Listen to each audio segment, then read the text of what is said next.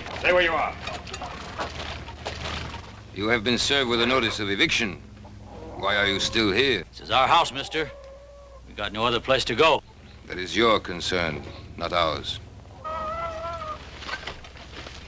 You can't go in there! Leave her alone!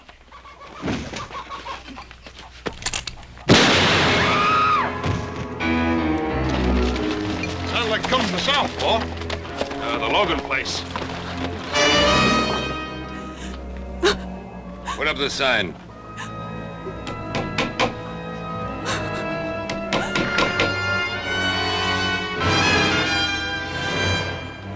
You'll be off this land by nightfall, Senora.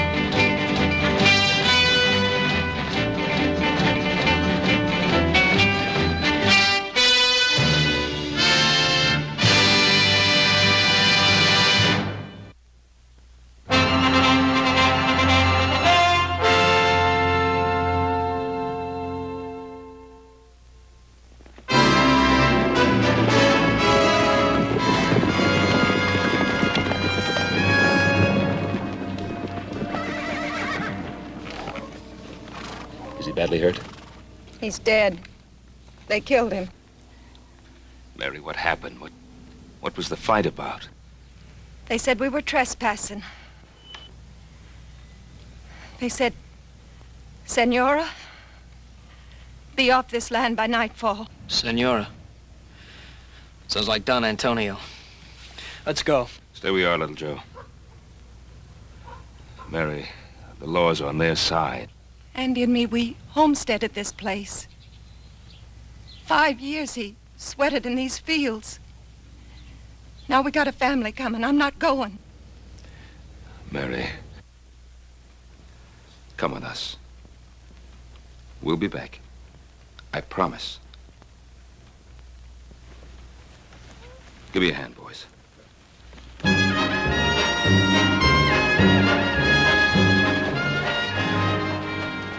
Stay here.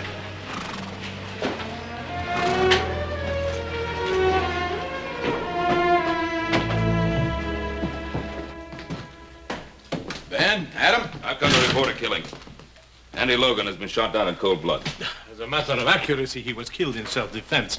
Sheriff Hawkins has all the facts. That's right, Ben. Senior Logan has already made a complete report on behalf of his men. Well, did he report that it was his men who committed the murder? There's a difference, Ben. Logan was given a notice of eviction, so he had no legal right to be on that land. And a couple of witnesses saw him attack Senior Luger's man. All he was doing was defending what was his. There's no evidence of that. Well, there's Mrs. Logan's word. Do you think that'll stand up in court, Adam? Stand up in court. They talk of lawlessness of the West. Well, this is lawlessness backed up by law. They're evicting families, throwing them out of their homes, killing men, and you protect them. Now, keep your shirt on, Ben. I don't like this any better than you do. But this is not really your fight, Senor Cartwright. Why do you insist on interfering? Interfering? Of course, it's our fight. You're trying to take part of our land, too. Technically speaking, yes. But although the De La Cuesta land grant takes in a few hundred acres of Ponderosa property, it is such a small section of your great rancho, you will hardly miss it. We happen to value every foot of our property, Senor Luga. Your pardon, senor. It is the property of my niece. Perhaps she will be gracious enough to permit you to retain it, if your attitude is cooperative. Well, you know what you can tell your niece. Some respect, sir. You are talking about Isabella Maria Inez y Castro de la Cuesta, descendant of one of the oldest and noblest families in Spain.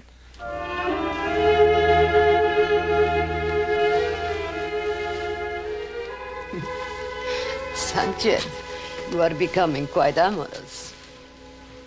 For the noble Isabella de la Cuesta. Why not?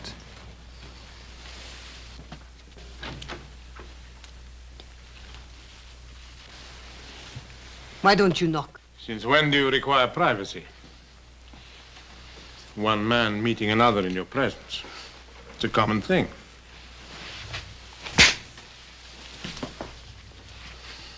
Get out.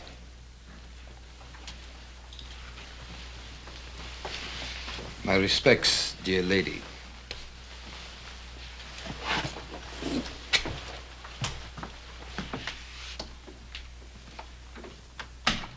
Sanchez, the darling of the barroom girls. And now he has you. Please do not give me one of your lectures. I am tired of being cooped up in this hotel room. But this room is much better than you're used to, my dear. These fine things, these flowers. For entertaining someone like Sanchez, I don't need them. I am Isabella de la Cuesta. Is that not right? Yes, that is right. Then I refuse to remain a minute longer in this carpeted prison. Just a few more days. Everything is going beautifully. Don't spoil it.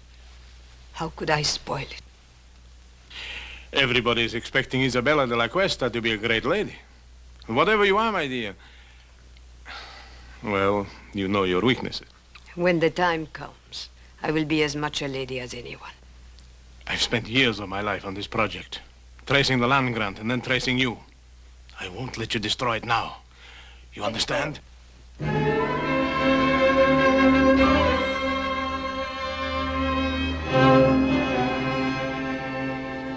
Why, you mean this Luca can just come in and throw homesteaders off their land and there's nothing we can do about it? Well, the Spanish land grants go back hundreds of years. Mexico recognizes them, we recognize them, and the De La Cuesta claim has been examined and validated by the Territorial Land Office. Apparently, it's in perfect order. I would suppose it wasn't all in perfect order. Well, then we could go to court and try to stop them. The records of the Spanish land grants are kept in Monterey, aren't they? Mm-hmm. Maybe worth looking into. Paul, would you like for us to ride down there and check on it? Yeah. Yeah, you and Joe. First thing in the morning. Check everything on file. Get a complete history of the De La Cuesta family. Meanwhile, Adam and I will file an action in Judge Blankney's court in the name of the Carson Valley settlers and ourselves. Well, what chance do you think we stand there? Well, very little, I suppose, if Isabella de la Cuesta is actually the true and rightful heiress.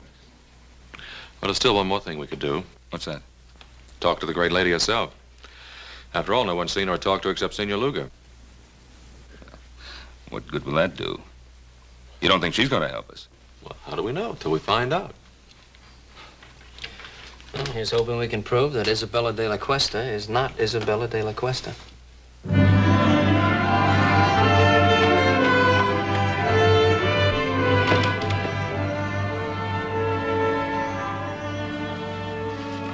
All right, Bill, where'd you put her? What are you talking about, Adam? The great lady. Senorita de la Cuesta, or whatever she calls herself. What room's she in? Can't tell you that, Adam. I've got orders. You also got friends. Room 33. Thanks.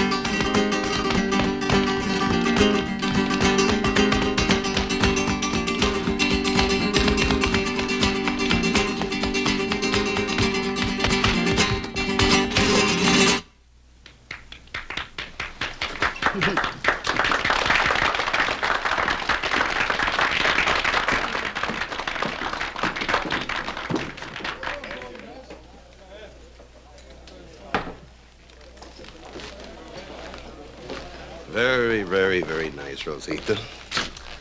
How about a drink? You must be mistaken. The name is not Rosita. No?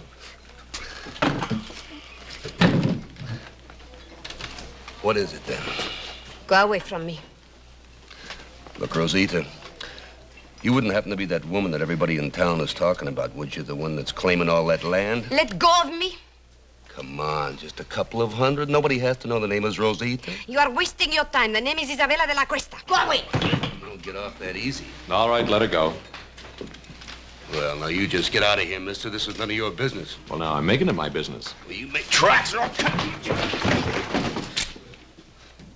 Now, you can leave now.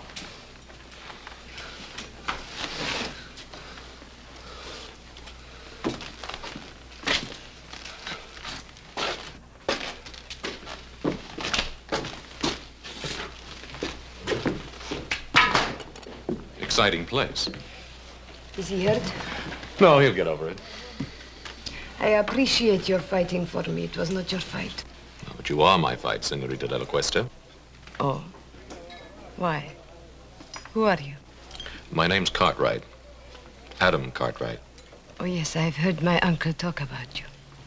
It seems you are giving him some trouble. Oh, I hope to give him a lot of trouble. Then why did you help me? Gentleman always helps a lady. At least you consider me a lady. And a very beautiful one. Well, in that case, perhaps you would walk me back to my hotel. It'll be a pleasure.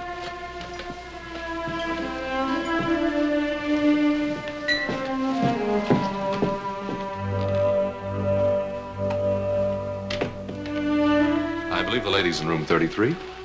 I have the key.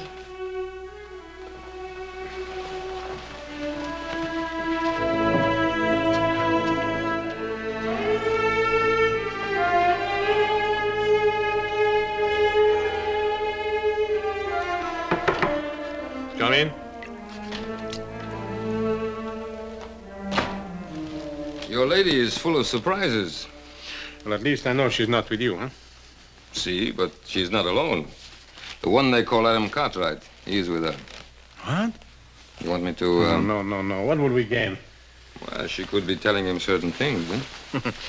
Is that what worries you, Sanchez? Or are you maybe a little jealous, huh? Don Antonio, I work for you. But if you make fun of me, I'll kill you. Oh, kill for her. Don't be a fool. No, just keep an eye on her. And let me know when this young Cartwright leaves.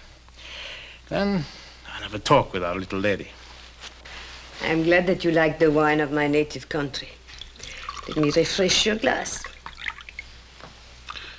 Oh, I like your wine very much. Senorita de la Cuesta. Now begins the Inquisition. Call it that if you like. No, I don't like. I think it's a very ugly word. Ugly? Then what do you call throwing people off their land? Is it their land or mine? It's theirs, by the work and sweat they put into it. And do you hold your land by sweat or by a deed of trust? By both. Tell me, Senorita, when did you first discover you were the heiress to the De La Cuesta grant? When my uncle Don Antonio found me and told me.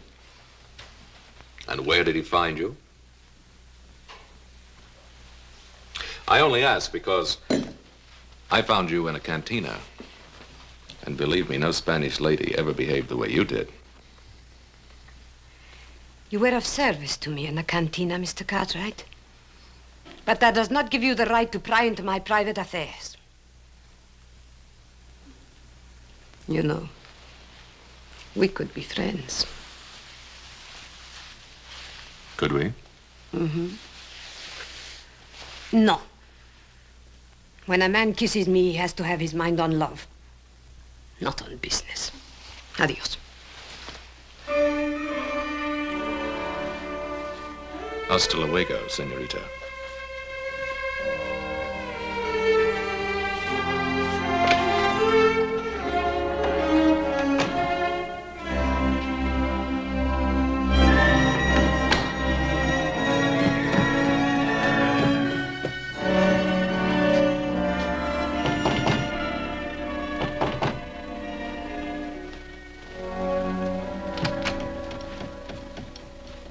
At least you have learned to knock.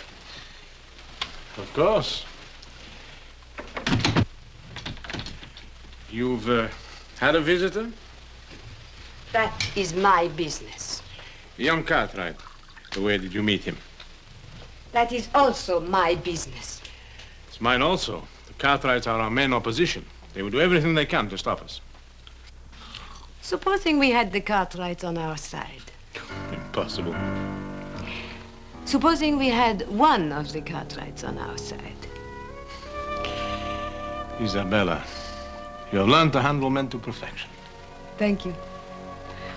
But then, of course, I didn't have much choice.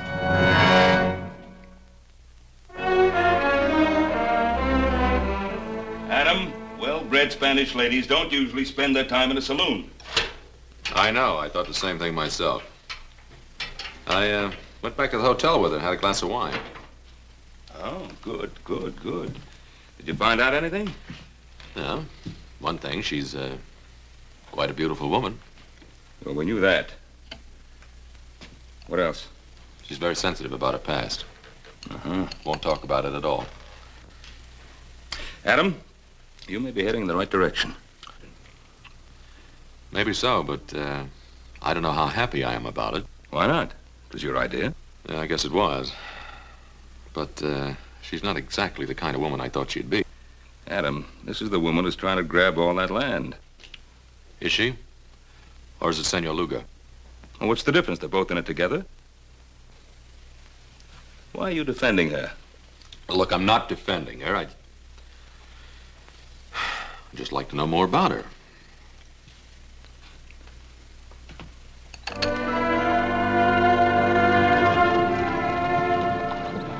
Anything wrong, senorita? I'm tired. I've had enough of riding. I don't like it. Why, I thought all Spanish ladies knew how to ride. Well, I am out of practice. Please let us rest a while.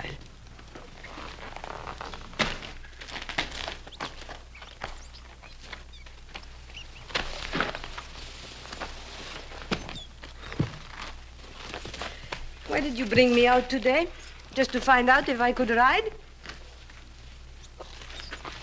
Well, there's something about you, Isabella. Is there? What is it? Well, it isn't nobility, I'll tell you that. Then what is it? It's...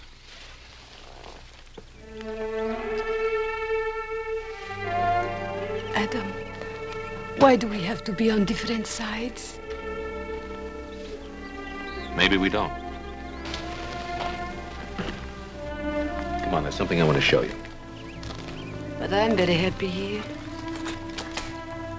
It's very important.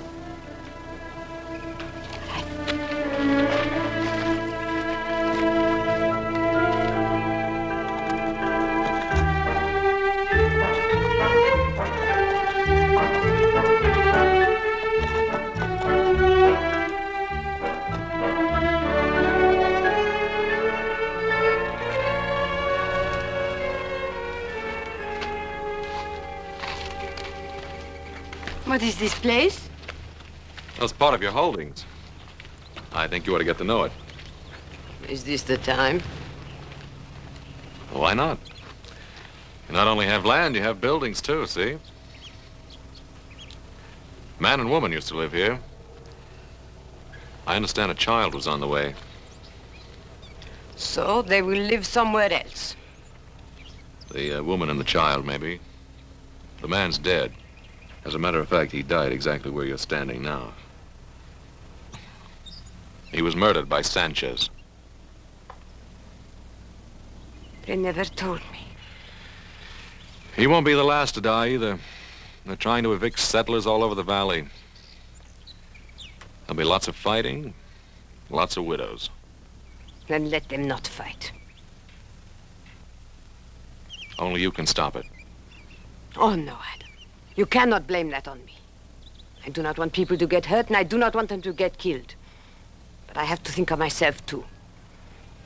They cannot have what is mine. Well, you know you'll never enjoy this land. There'll be too much blood on it.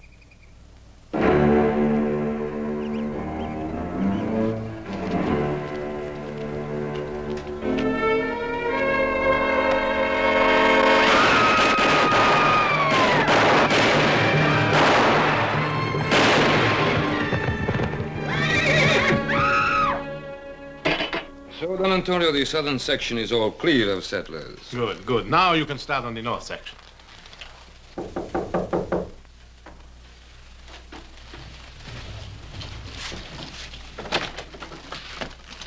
Yes, who are you? The name is Smith. High Card Smith. Yes? I'm an old friend of Rosita's. Show the gentleman in, Sanchez. Come in.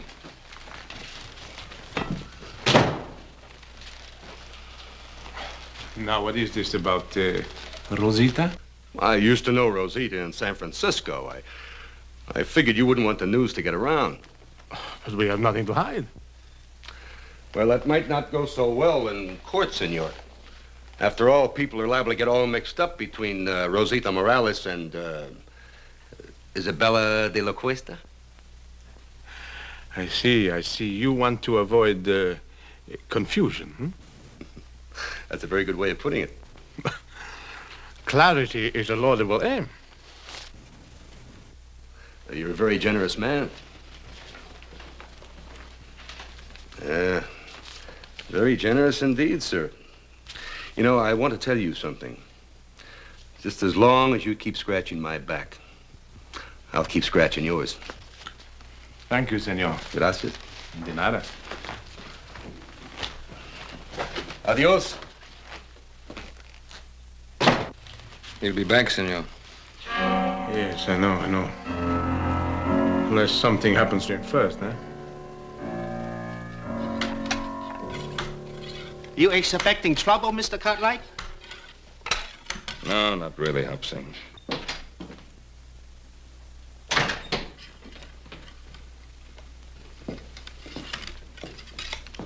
What are you doing, Pa?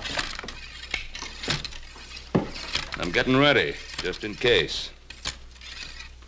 Well, I thought we decided there wouldn't be any fighting. Well, if the settlers decide to fight against their evictions, I'm not going to stand by and watch them get shot at. Did you talk to him? I talked to them. But I don't think they'll stand for much more pushing around. And neither will I. Well, now, there's just a chance that there may not have to be any pushing around. Why? Well, I went riding with our Senorita de la Cuesta this afternoon. Huh? What happened? I took her out to the Logan place. Did she like it? I told her what Senor Luga's men had done. I think she was honestly upset about what happened out there. That's nice, Adam. That's real nice. Was she upset enough to call off her hired killers?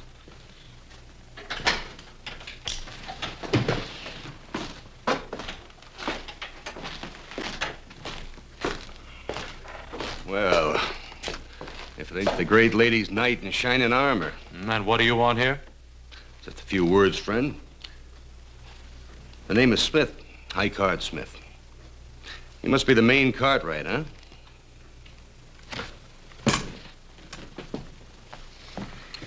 If you have something to say, say it. Hospitality. Western hospitality, friend. You know, as a matter of fact, everybody in Virginia City has been very inhospitable towards me. Especially at the poker tables. What are you selling? The history of Isabella de la Cuesta.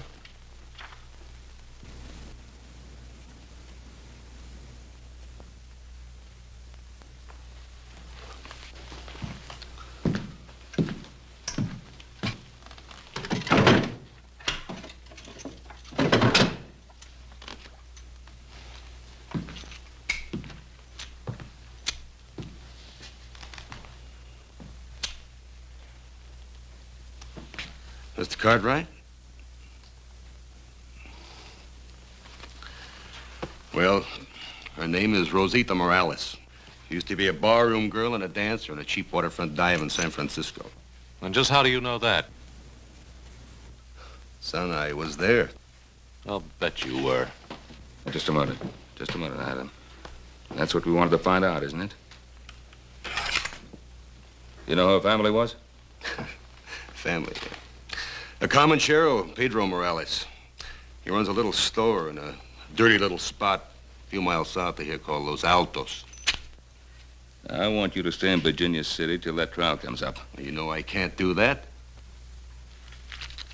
Make it worth your while. All right, friend. But don't you try to find me. I'll find you.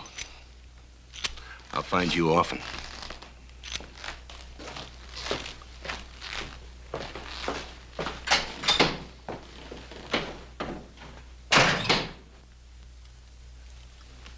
Well, now we know who our great lady is. Well, I'm going to get some fresh clothes. And then you and I are riding into Virginia City. We're going to see Luga. And we're going to tell him exactly what we know, and we'll put an end to this thing right now.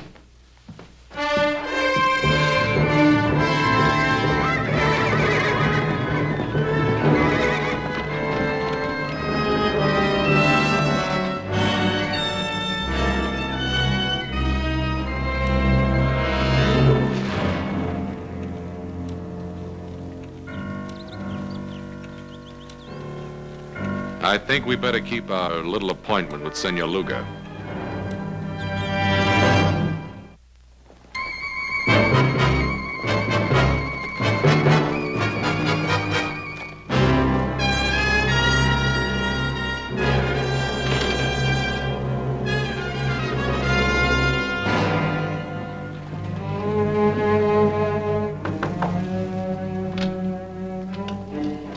I was just riding. I need a glass of wine for refreshment. Try the saloon. You wouldn't deny a friend a glass of wine, huh? Get out of here. No, what's on your lips is sweeter. Let go of me. Perhaps you prefer young Cartwright, huh? Go away. Still good, huh? No, go away.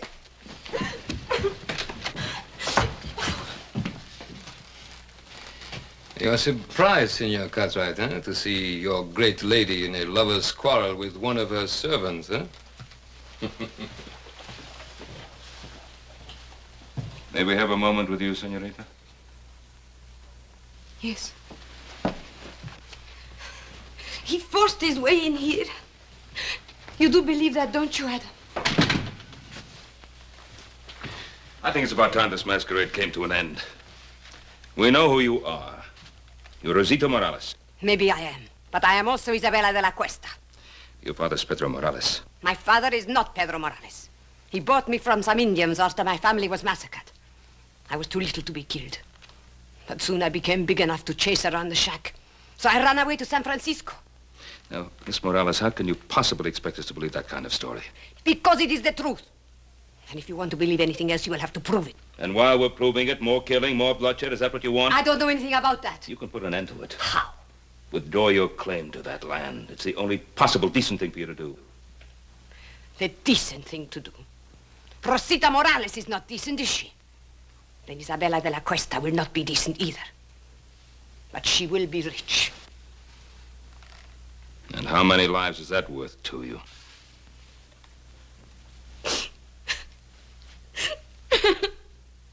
Oh, that's enough. What do you want me to do? Help her? Feel sorry for her? What? I don't know, Papa. This is getting us nowhere.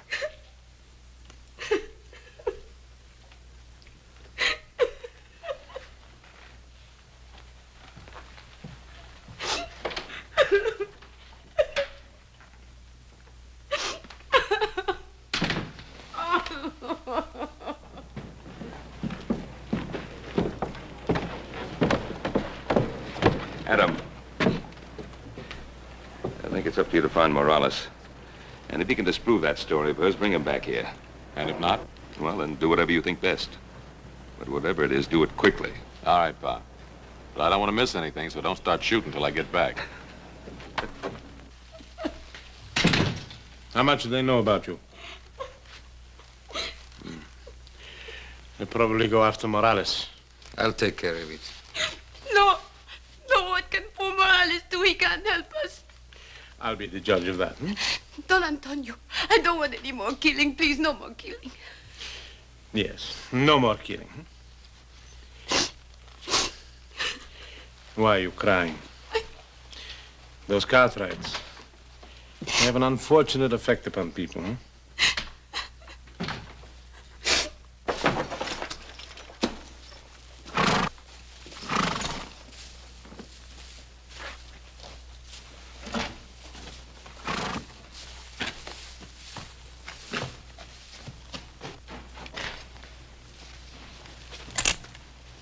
One moment, amigo. Don't turn around. You're not going anyplace. This will get you nowhere, Sanchez. No, it will get me your life. My life? Who sent you, Luga? No, not Luga. Isabella de la Cuesta. You're lying. Why? You think she cares about you? I don't think she'd send you here to kill me. You presume too much, senor. Do I?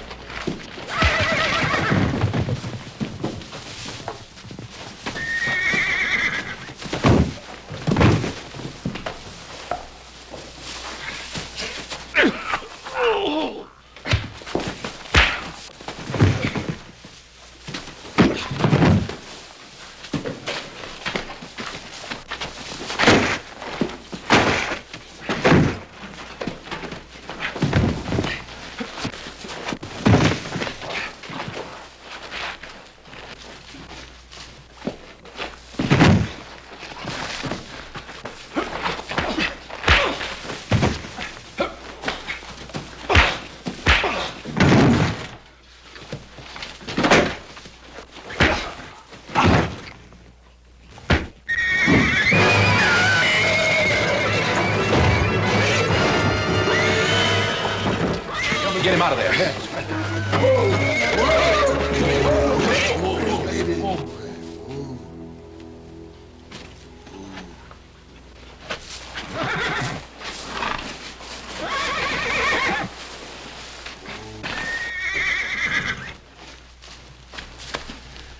He's dead. Look, Jack, I'm in a hurry. Tell the sheriff I'll explain this to him later, will you?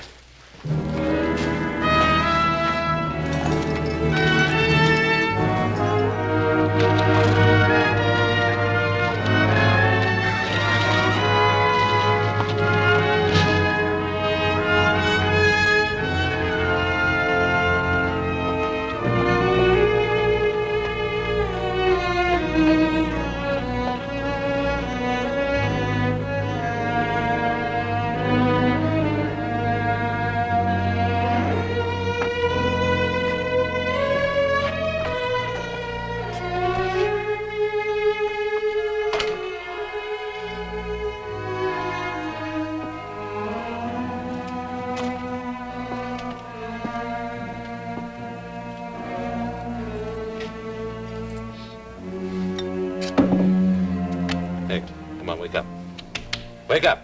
¿Qué pasa? ¿Quién es usted? Come on, wake up, wake up. Why? Who are you? What do you want? Now listen. I'm looking for a girl named Rosita. What do you know about her? Rosita. She remember Morales? She remembers. A year ago, a man come and ask about her. But he gave me a bottle of whiskey. Now, what'd you tell him? Senor, you give me money. For whiskey, I tell you more. What can you tell me that I don't already know? 5 years back, a woman come, very old, from Mission San Jose. She say she looking for a little girl. Who was the old woman? Whiskey, senor. Come on, who was she and who was she looking for? Whiskey, senor. All right, all right.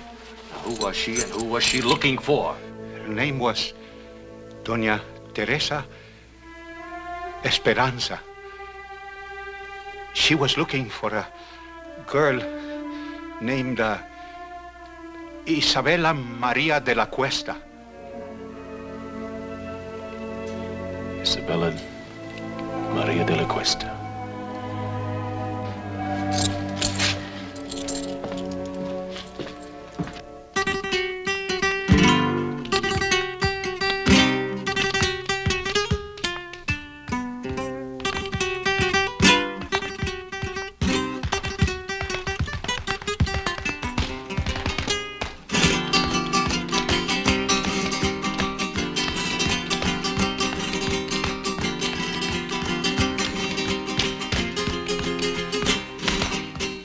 Might have known I'd find you here again. I was just sitting here thinking. You mean getting drunk? What's your tongue, senor? I don't want to be hated. Everyone loves the rich. It's good enough for you, isn't it? And not you? How are you falling in love with this young Cartwright? And if I have, what business is that of yours? Must I remind you what we have at stake? Sanchez is dead. And how did he die? Killing again? I told you I didn't want any more bloodshed. Suppose they bring old Morales back, and the Cartwrights bribe him. They will force a hearing immediately, and anything could happen. But if I am Isabella, what are you afraid of? Justice is nebulous. Everyone is behind the Cartwrights. They love them in this town.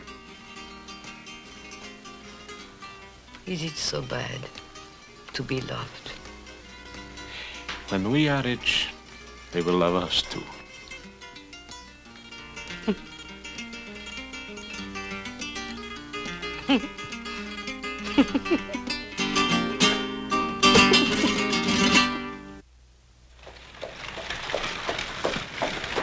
Howdy, Judge. Oh, hi, Ben. Come on in for some refreshment. I can't, Ben. I'm just rushing back from Carson Valley. Oh. But I did want to speak to you for a second. It's about that hearing. Ben, I'm afraid I can't delay it any longer. Well, Judge Blank now... Tell me, when do you expect the boys back from Monterey? Well, they should be back real soon now. It's a long ride over the Sierra. Yeah, I know. What about Adam? When do you expect him back, Ben? Well, it should be any day now, maybe tomorrow. Now, I'm counting on you holding off that hearing till he gets back, Judge. Ben, I can't. I can't hold off any longer. For the good of the people in the community, this thing has to be settled one way or another. Ben, I've got to call that hearing for 2 o'clock tomorrow afternoon. I'll see you then. Come on, boy. Come on.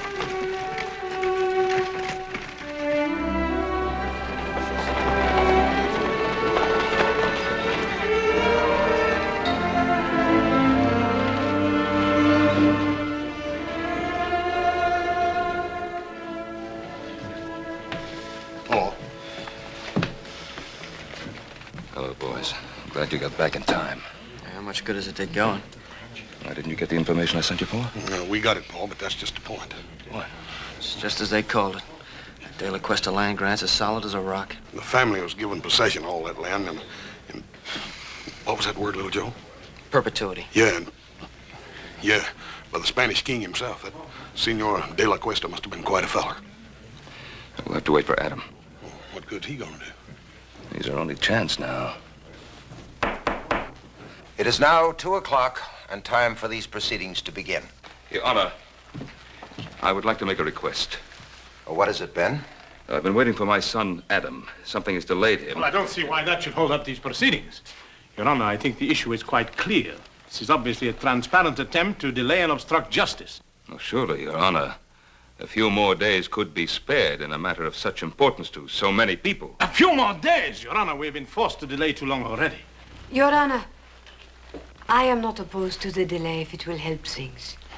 I think I know what is best for us, my dear. But if Adam has some information bearing on the case, why should we be afraid to hear it? Evidence can be falsified. Witnesses have been known to lie. Oh, to tell the truth, Senor Luga. This case affects the lives of so many people that I think nothing should be overlooked. Therefore, I hereby adjourn these proceedings until 10 o'clock tomorrow morning.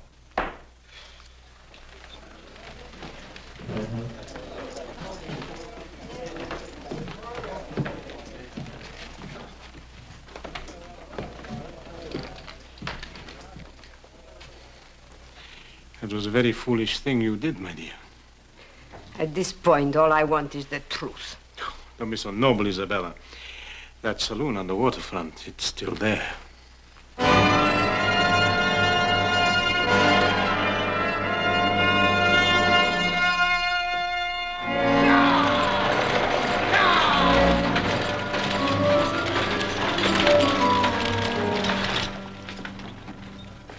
They're here.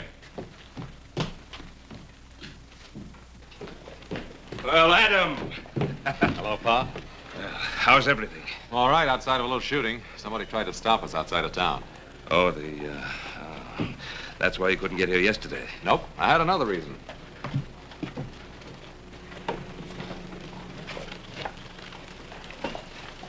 May I present Donna Teresa Esperanza? Donna Teresa, this is my father, Ben Cartwright. I am honored, Senora. Thank you. I'm sorry you had to take such a long journey. If at last I find my grandniece, no journey will have been too long or too difficult. Well, may I?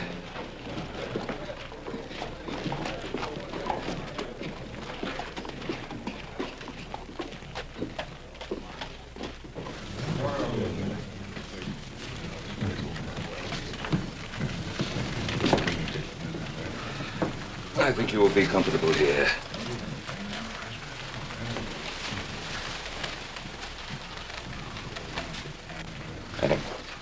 Who is she? She's the grand aunt and last living relative of Senorita de la Cuesta. What about Senor Luga? Well, he's not her uncle, that's for sure. Doña Teresa, Senor Luga, I did not expect to see you. I'm sure of that. Otherwise, you would not be here. Your Honor, this is the witness for whom we've been waiting. This is Donna Teresa Esperanza. Senora?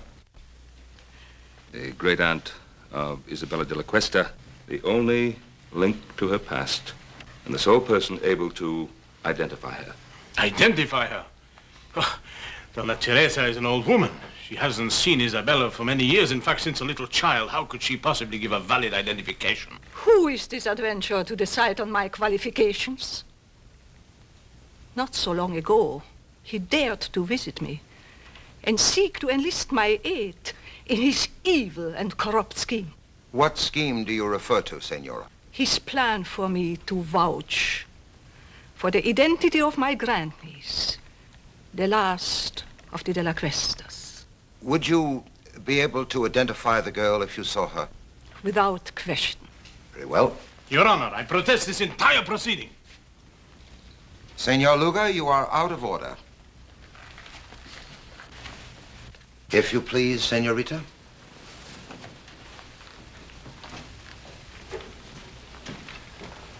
Senora, this is the girl to be identified. Would you tell us if you know her? Turn around, young lady. Raise your head, please. The carriage, the tilt of the head, the dark eyes. Your Honor, if I might see this young lady alone, I shall be able to tell you whether she is indeed my grandniece. Oh, that isn't necessary. It is obvious from Doña Teresa's reaction that this is her grandniece. Your Honor, I would like to talk to this lady in private, as she suggests. Sheriff, will you clear the room, please? All right, gentlemen. Step outside.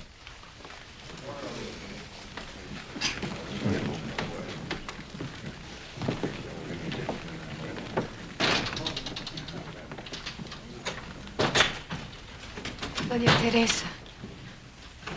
Doña Teresa, is there some way you can identify me? Some way? I mean anything definite. I have lived so much of my life with uncertainties. What is it you seek out of life? Is it riches or power? Do you want to be a great lady? Is that such a very bad thing to want? No, nothing at all. But let me tell you about the De La Cuestas. The outstanding characteristic of the De La Cuestas was generosity. Generosity? I'm an old lady, and perhaps sentimental, but I know in my heart that the De La Cuesta would have not taken the land from the people who bought it with their blood and sweat. You seem to know a great deal about the situation. That must have been a very interesting ride you had with Adam Cartwright. Most interesting.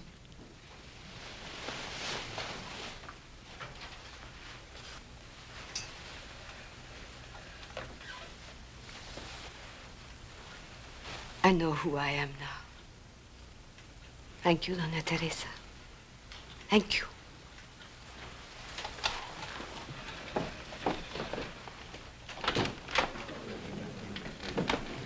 honor, there is no need to go on any longer.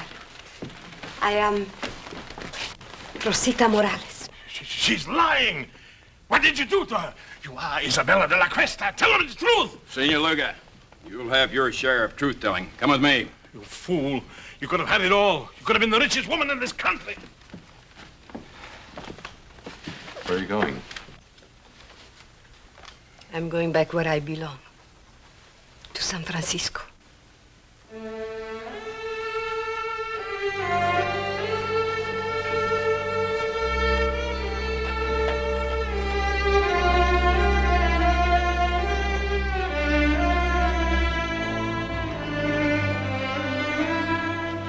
This must have been a difficult thing for you to do, to expose an imposter. An imposter? What makes you think she's an imposter? Donna Teresa, is she Rosita Morales? Or Isabella de la Cuesta? Who knows?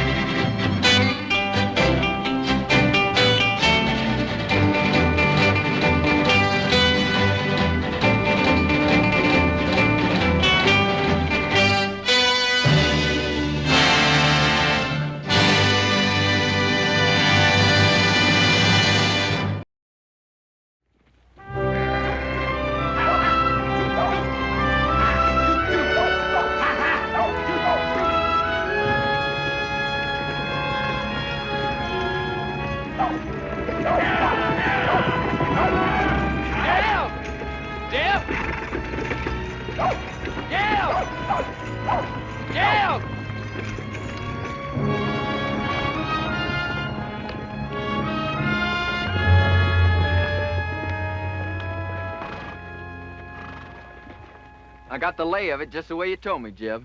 It's good forage land, as far as you can see, with a clear path through the Sierras off to the left. Looks like our luck is running for a change, Billy boy. Desert south, nothing but rock and bramble north. And right in front of us, it's opening up like the Red Sea into the land of milk and honey. Right in front of us. That's the Ponderosa, Jeb. We can't cut through there. You don't understand, Jeb. That's Cartwright land, far as your eye can see. You mean they own all that? Own? Man don't own nothing unless he's willing to die holding on to it. I worked out this way. I know Ben Cartwright. Why, he'd kill every last one of us before he'd let a sheep set foot on the Ponderosa. Start bringing up that flock. Now. I come a long ways with you, Jeb. But I ain't riding against Ben Cartwright for you or nobody. Start bringing up them sheep, Burton. I'm pulling out, Jeb. And you ain't got nothing to say can stop me. Don't appear there's much I can do to stop you either. No hard feelings, Jeb. But I just ain't gonna ride against Ben Cartwright. That's all.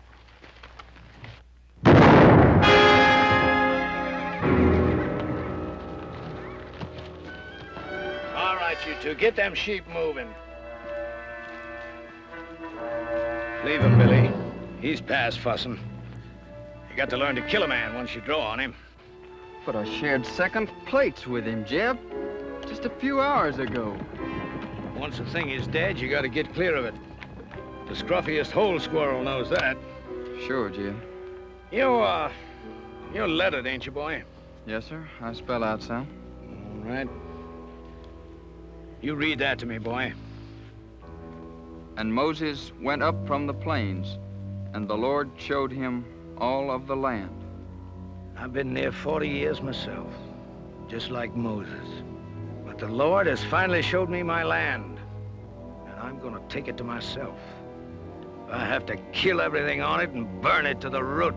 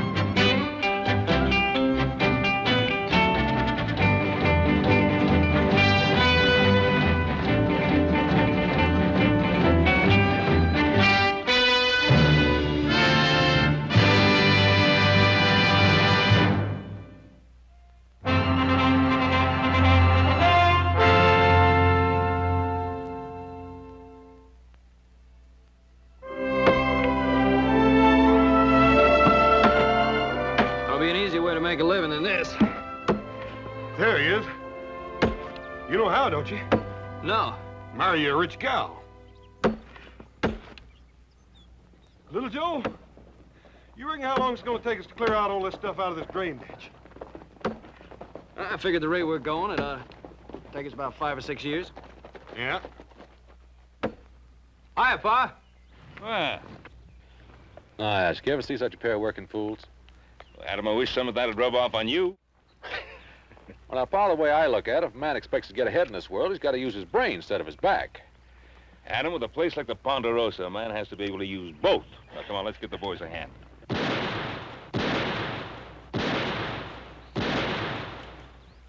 Who'll be over there?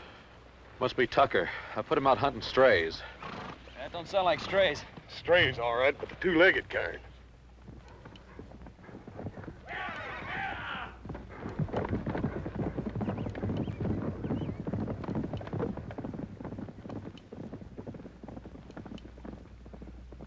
That was just a warning. Where do you men think you're headed? Why, we're aiming across the Sierra. We better find another way. Nobody goes through the Ponderosa. That's Ben Cartwright's orders. You figuring to stop us all with that gun? Well, maybe not all of you, but I'll drop the first man that tries to come through here. How much is Cartwright paying you, mister? Well, what's that to you? Is it enough for a man to get himself killed for? Look, we're coming through. Now, you can shoot me if you've a mind to, but as soon as you pull that trigger, you're the same as a dead man. All right, bring him through. And you better get out of the way, mister, before you get yourself trampled.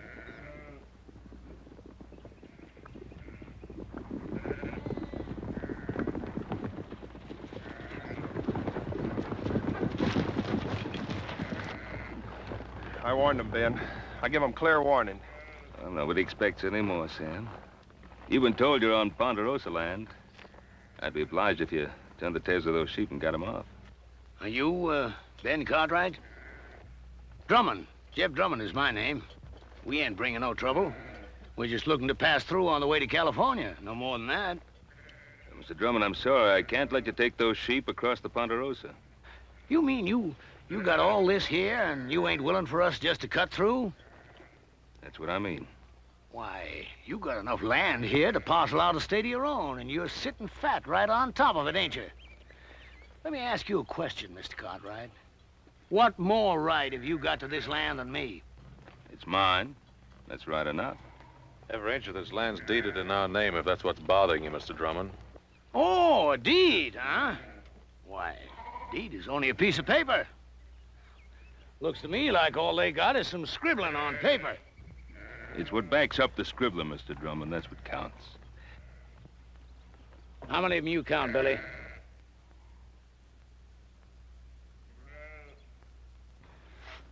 Five, Jeb. Just 5. Less than we got.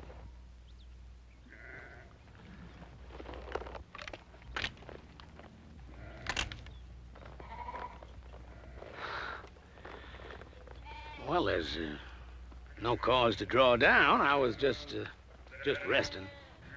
Look, I'm only trying to get passage through to California, and I aim to pay for it too. Drummond, I don't want any of your money. Well, it's getting on near to dark. You wouldn't mind if we was to camp here for the night? Well, all right. But you make sure you're gone by tomorrow morning. Is that understood? You won't find us here. I promise you that.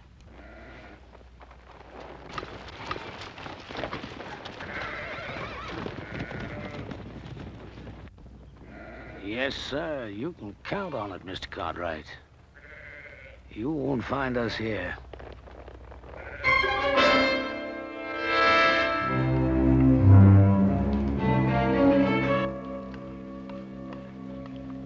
Here you are, Billy. I saved you a chaw piece without no grizzle. Well, that's out of your helping, Jeb. You best keep that for yourself. Oh, I had my fill for tonight, boy. You take it. Thank you, Jeb. You know, you could still use fattening up. If you was one of my sheep, rib scrawny like you are, I'd have sold you off for hoof glue before now. You did fatten up some, though. When I first come on you and them wranglers was fixing to string you up, well, you didn't look like no more than a fence post. You've been mighty good to me, Jeb. I appreciate everything you've done. I only hope I can pay it back sometime. There'll be a time come, boy. There's always a time. Well, you better get yourself some sleep before morning. What are we doing, Jeb? Going back? Well, I don't know yet. I gotta think on it. You see, the way I figured it, we'd have made California just about spring market time. That flock would have been fat and woolly. We'd have got a sight of cash for 'em. But I don't know. No, I've got another blanket for you, boy. That's Burton's, isn't it? What difference does it make? Ain't no good to him buried. I was just asking. Night, Billy. Night, Jeb.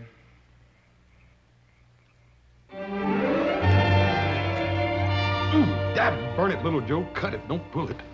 We wouldn't be having all this trouble if you hadn't gone and lost that chili bowl I always fit on your head. Just take it easy. It's getting thin enough up there like it is. Keep your head still. Are you still putting that salad oil on your hair? Hog lard. Oh. What you so worried about? You ain't gonna look any different when I get done anyway. Yeah, but I'll feel different.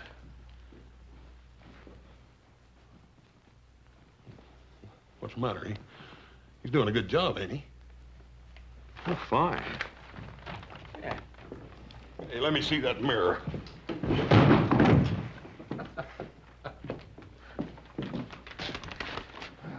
Well, I got an idea. Oh, about what, Adam? Well, I've been thinking. The way the country's growing, and more people coming west, California, we could cut a road across the north section of the Ponderosa. Not a bad idea. I'll give it some thought. Well, I'd like to start on it, Pa. Well, Adam, I said I'd give it some thought. Oh, by the way, tomorrow morning I want you to ride out and see if Drummond and those sheep of his have cleared out. What if he hasn't? Well, then we'll make sure he's cleared out. Why do we have to take the law in our own hands? Now, we're not taking any law into our own hands. What do you want me to do? Open up the Ponderosa to every scavenger that comes along? Drummond's kind turns the land to dust and then just moves on. Look, Pa, I'm not saying let Drummond in. But there gotta be people after him. Farmers, traders, homesteaders. Now, what are you gonna do? Take a gun to them, too? Now, you know that isn't so, Adam. But I will take a gun to Drummond's kind. He'll grab anything he can get his hands on. And tomorrow morning, you go out there and see that he's gone. Is that understood? Yeah. All right, Pa, anything you say.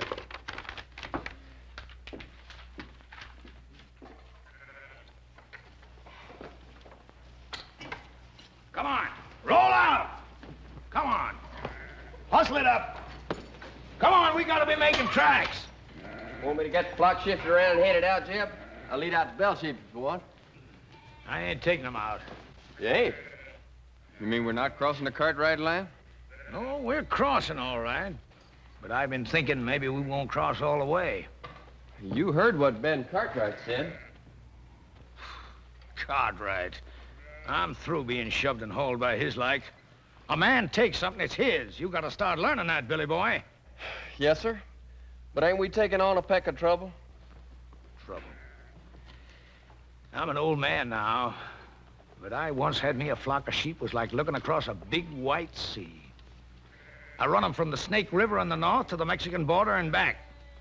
Then the cattle come, and the farmers plowing up the earth. I've been pushed so hard, Billy, there ain't hardly a corner I can squeeze myself into. But I'm through being pushed now.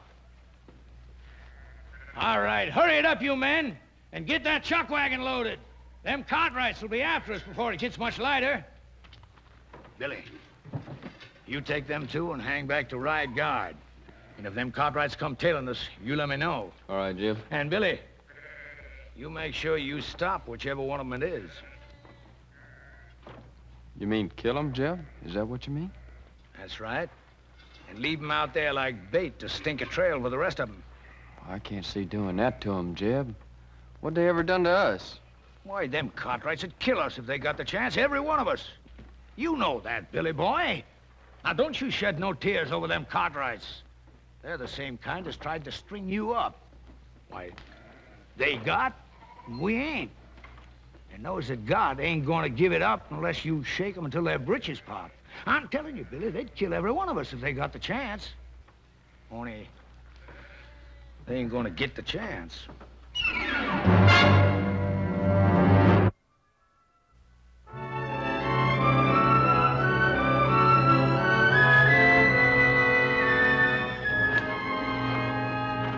Looks like about as good a spot as any to set up.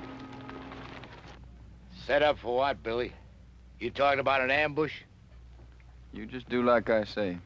I've been riding with old Jeb for a long time now. I know the way he thinks. How do you mean, Carter? That old buzzard is thinking about killing himself some Cartwrights. Hey, you know I'm right, Billy boy. You spot yourself up there. Collier, you head on down a ways.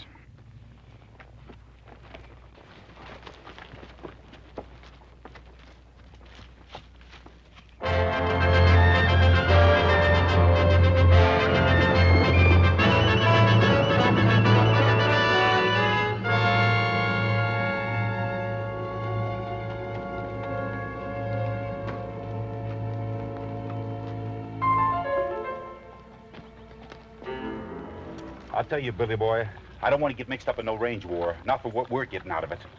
You just do like Jeb says. Well, can't we maybe scare him a little bit? The Cartwrights? That kind don't scare. Maybe you feel like having Jeb flay the skin off you for not doing what he says. Jeb says shoot. Shoot to kill.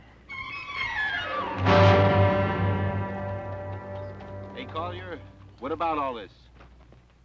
You mean about killing the Cartwright? I mean about getting strung up for Jeb Drummond. I don't plan to get strung up for Jed Drummond or nobody. Come on, let's get out of here.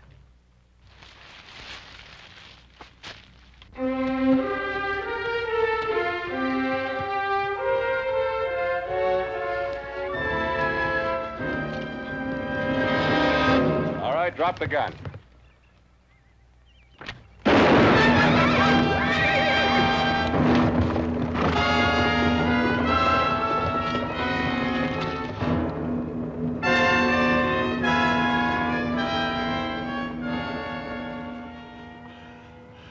You win, mister. I lose again.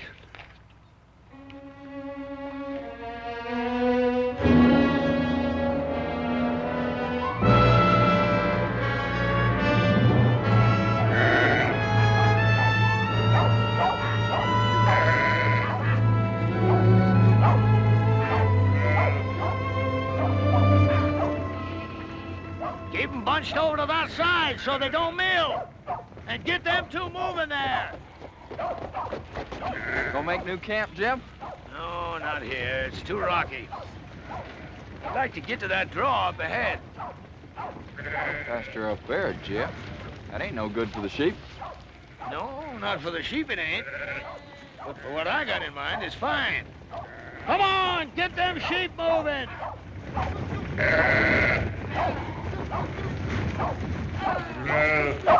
Jeb! What? One of the Cartwrights come upon us unexpected like. Well, did you kill him? Nah, he got Wheeler. There's nothing I could do about it, Jeb. He had position on me. He'd have finished me off, too, if I hadn't got clear. I'll give you a job. I mean to have it done right. Now, instead of the rest of them coming looking for him, he'll tail back and tell them which way we went. Well, maybe it's for the best. If we can get us to that draw ahead of them, might be they get a little surprise, huh, Billy boy? All right, drive 'em! Oh, we run 'em!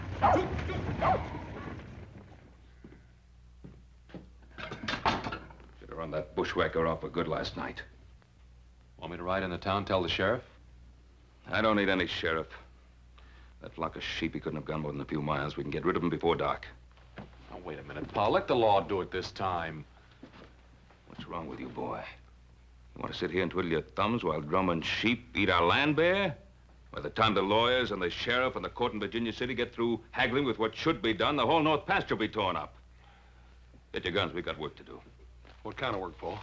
Get those sheep off our land. Now, look, Pa, I don't want you running after Drummond. Now, just settle down. You're going soft, boy. Paul, you're just as bad as he is. I'm what? You and Drummond both think you're a law unto yourselves, and you're not.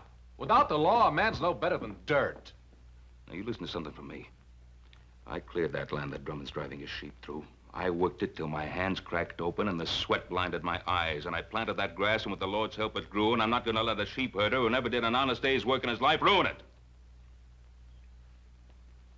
Now, you coming with me or not?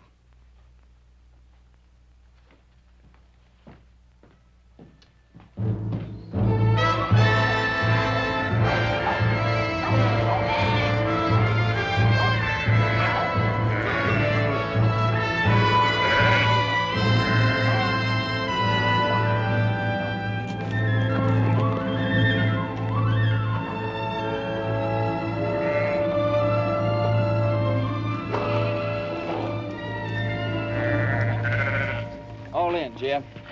That's good. Now it's the Cartwrights who're going to be in open ground.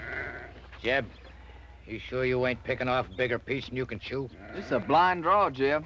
You let them come in here, it's us that's going to be trapped. Well, if that's what they thought, might turn out just a bit different. It don't matter if they got us trapped, long as we get one of them. Just one. You let them walk in here, what's going to keep Ben Cartwright from killing off the whole lot of us?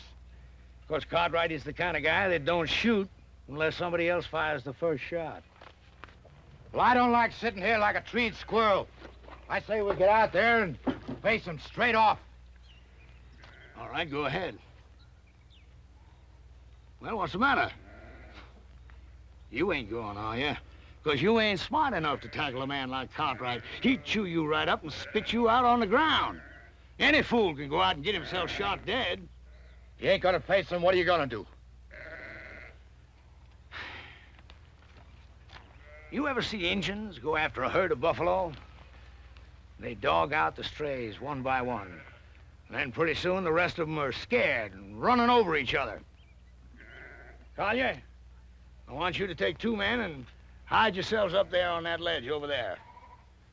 Billy, I want you to get back down the path by the draw there.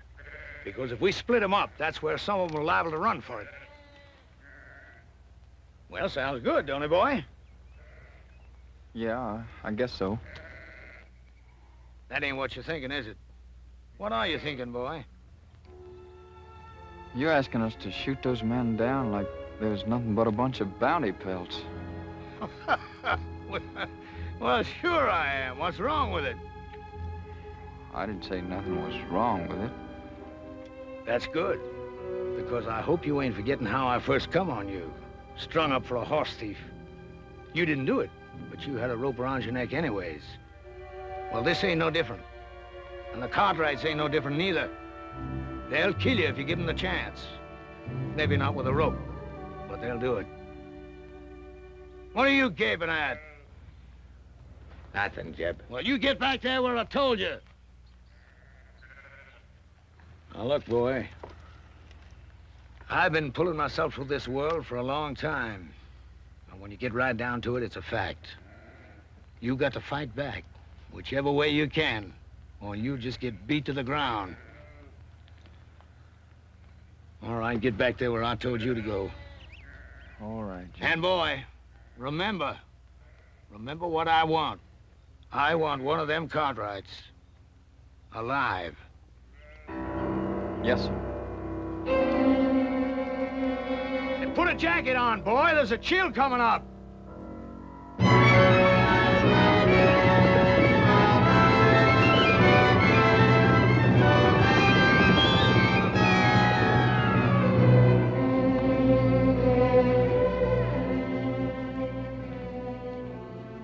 Well, what do you make of it, Hoss? I can't figure out why, Paul, but it looks to me like he took them sheep right up into that blind canyon. That old scavenger.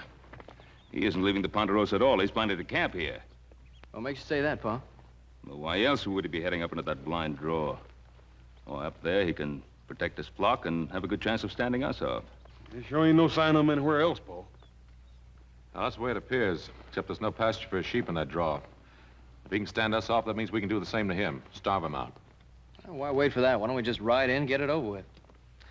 Wouldn't Mr. Drummond love that? The four of us bunched up together like so many flies on flypaper? No, we're going to have to spread out and stay spread. Hoss, you and Joe, you move up on the left side. Adam and I'll ride straight in. Oh, there is another thing we could do. What's that? Well, you could stand watch on him while I get the sheriff. I thought we'd settle that. Oh, we could pin him down like Adam says. And wait for some judge to serve a paper on him? The court in Virginia City doesn't own the Ponderosa. We do.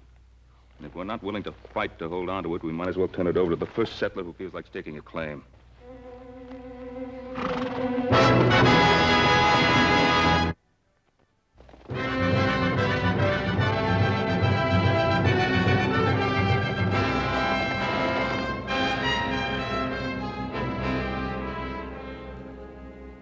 Collier, take your men and move them out into the open. What for, Jeb?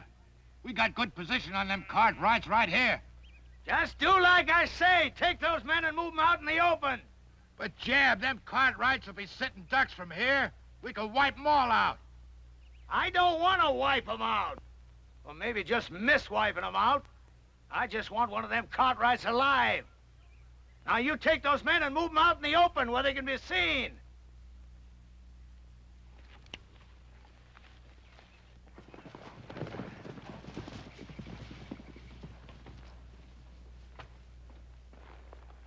They're all right.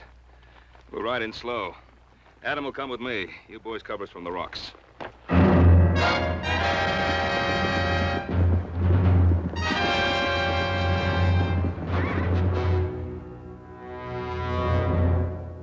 Don't fire. I'll tell you when to shoot. You hold your ground right there. The first one breaks to run, I'll kill him all by myself.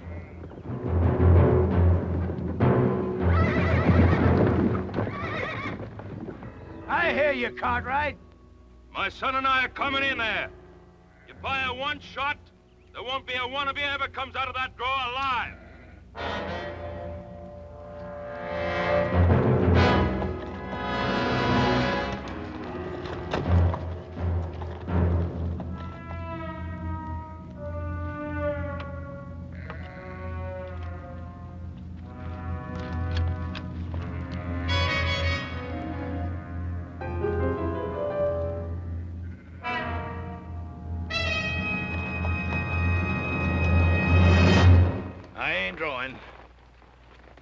Drummond, I ought to let you and your sheep starve.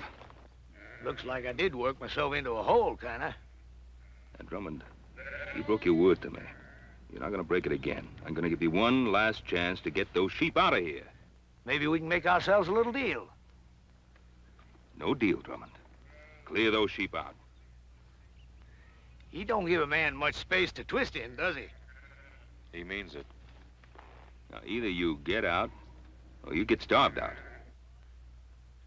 All right, boys. Put down your guns.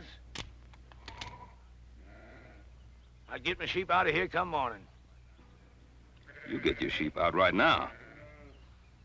Sure beats me. Here you own half the world. And me, all I'm asking is the right to drive a few miserable sheep across the corner of your land. You'd think you could do a man that little good. You got a mighty unreasonable old man, boy. Now, Drummond, get those sheep out now. All right, boys, you got your orders.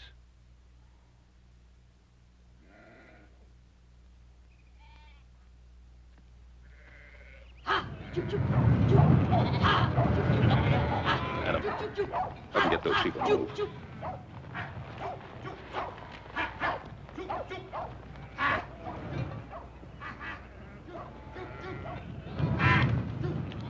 Hey, you look like a reasonable fella. Maybe we can make us a little deal. You heard what my father said. All right, you men, let's get 'em moving.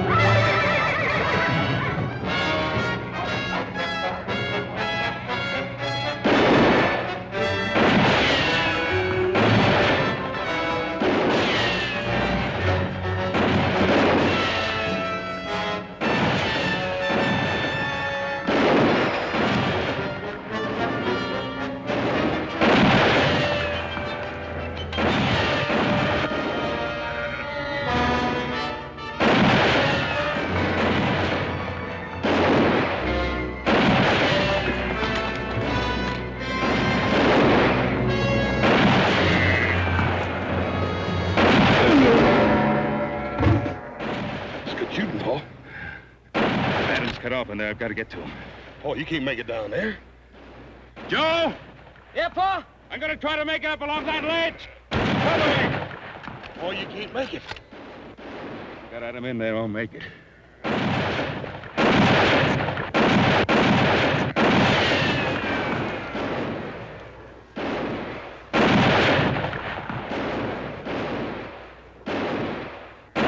Joe! Yeah, Pa? That Drummond is behind the wagon. I can't get a shot at him from here.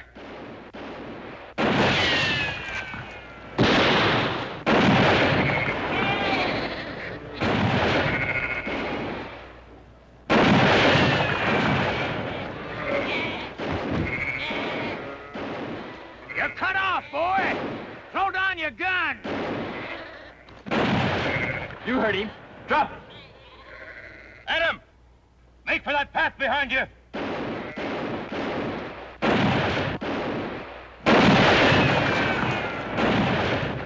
Come on, Billy, cut him down! Drop it, kid. You're gonna kill me, ain't you? Come on, kid. I said drop it. Now get out of the way. I can't. I said get out of the way. I can't, Jeb. Give me order. Cover me!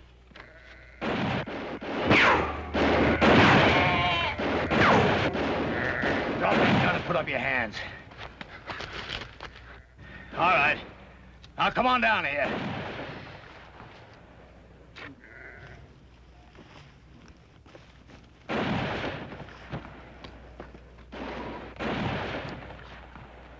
Cartwright! Cartwright, can you hear me?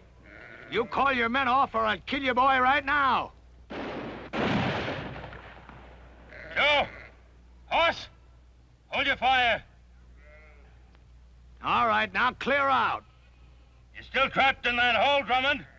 Am I? You got yourself an empire, ain't you, Mr. Cartwright? Is it worth your boy's life? Well, is it? What do you want, Drummond? You hear that, Billy boy? What I want, Mr. Cartwright? Ain't that what you said? Well, I'll tell you flat out. First off, I'm gonna run my sheep across your land. And I'm gonna graze them till they're full enough to bust. And your son is gonna be with me every step of the way. And if you try stopping me, I'm gonna put a bullet right in the back of his skull. It's been a long ways to here, Mr. Cartwright. A long ways and a lot of time.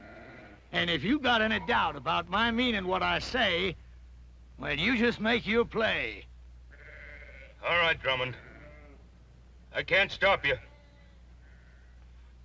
But you listen to me, and you listen good. If you put a scratch on my boy, I'll find you, and I'll kill you. If I have to follow you clear to hell.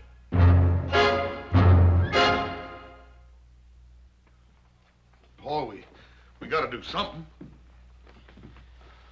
Maybe Adam was right. Maybe we should have called the sheriff in the first place. I don't know.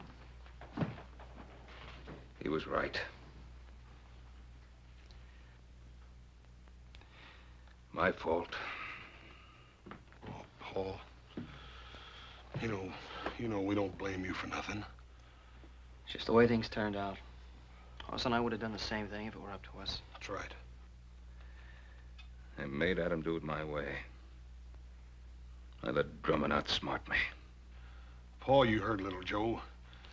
Any of us would have done the same thing. I couldn't have done it any differently. Couldn't just invite him in and ask him to make himself and his sheep at home in the best pasture. Paul, we know you couldn't do any such thing. But don't blame yourself. Should have thrown him and his sheep right off the property right away. I was soft. Paul, we've all learned our lesson. From now on, we'll know better than to try to fight this sort of thing ourselves. We'll go for a sheriff. You mean from now on, The Cartwrights don't fight their own battles anymore. Is that what you're saying? From now on, whenever we get into any kind of trouble, we have to go begging for help? Not begging. It ain't begging. Well, then what is it if it isn't begging? It's asking. It's asking like other folks do when their rights are violated, Pa. It's asking folks whose sworn duty it is to uphold the law to come and help us. Pa, ain't that what you always tried to teach us? Pa, you know I've always wanted us to take care of our own troubles. But this time they've got Adam. I just don't think there's anything else we can do.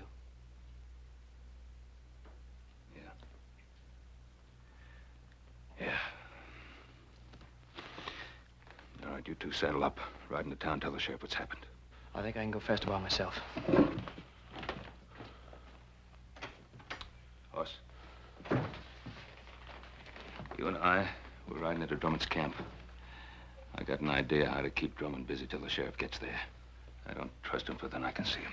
Yes, sir. All set, Jeb. You look at them sheep? They're resting and quiet. I bet they ain't felt as good in their bellies in a month of Sundays, grazing on all this nice, fat Cartwright grass. Sure is good pasture, Jeb. You know something, Billy? I've been thinking, there ain't nothing we can find in California as good as we got right here. Now, is there? Well, I guess not, Jeb. Good land, lots of it. Why, we can raise ourselves the biggest, fattest flock of sheep in the whole country right here. And I'm gonna take it, Billy. All of it. How you gonna do that? I knew that Providence would show me a way. Yeah? You mean young Cartwright? Mm-hmm. Before I'm done with him, Ben Cartwright is gonna be begging to give us the Ponderosa to get his son back. You remember one thing, Billy. You catch a man where he's soft, and you can most always squeeze anything you want out of him. You better take care of him. I don't want nothing to happen to him just yet. I'll take care of it. Yes, sir, Billy. There ain't nothing at all in California we ain't got more of right here. Say, you must be clean hungry. Eat some of them beans before the cold. See you in the morning, Billy. Night, Jeb. Night.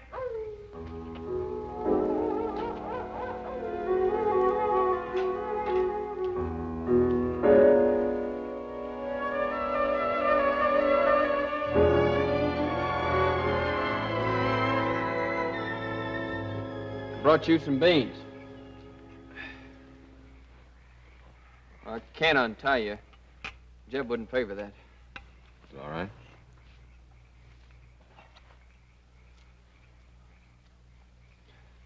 You could have killed me yesterday when you had the chance. Guess I could.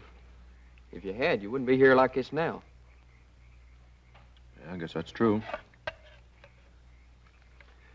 Why'd you do it then? Why'd you kill me when you had the chance? I don't know. Just couldn't. That ain't like Jeb said. I mean about what you and your pa do to us. Oh, what'd he say we'd do to you? Kill us. First crack out of the barrel. How long you been with Drummond? Oh, a year. Maybe a little more. I met him when I first left off farming and took to the road. Wasn't exactly like I met him. Some drunk cowhands was gonna hang me up for stealing a pinto, but I never done it. How old were you? 19. I guess that's how it happened. Well, I didn't know much then. Well, like now. I bought the horse off a peddler fella, but I never had sense enough to get no papers for it. Just dumb, trusting like. Now he's taught you not to trust anybody, huh? Jeb saved my life. That doesn't mean you have to live the way he does. I owe him. But I guess you wouldn't know what it feels like to have a rope strung around your neck. Not with a regular family and living the way you do. No, sir. Old Jeb, he just come by and scattered them trail hands off. And you think he did it for you? Haven't you been around him long enough to know he doesn't do anything for anybody except himself? That don't make no difference. Oh, I guess it weren't so much to save me as much as old Jeb just got it in for cattlemen and cowhands and that like. He's bitter in his ways, like my pa was. What happened to him? He got himself killed, fighting over a few Acres of bare, rocky ground back in Kentucky. Wasn't like I knew him much, him or anybody. Mostly I just sort of shifted around from one ken to the next. Doesn't mean you have to stay with him. He's always done good by me. Listen, he's no better than something that crawls after carrion. You want to plunder your piece of land bad enough to have his taint rub off on you? You talk mighty big, don't you, mister? That's 'cause you got it all. A family and regular living and all this good, rich land to hang on to. All I got in this world is Jeb Drummond. You remember that, mister. I got nothing in this world but Jeb Drummond.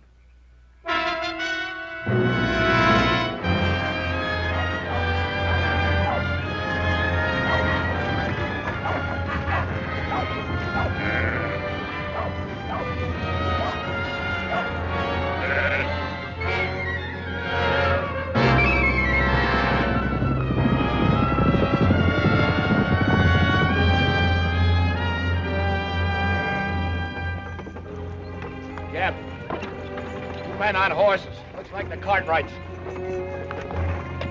Hold that wagon!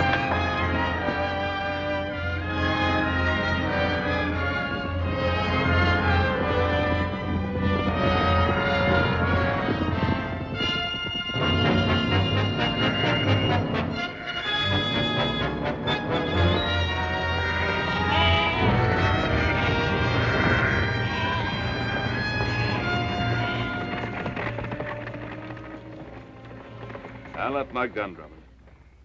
He ain't left his. Get that gun, Billy boy. Adam.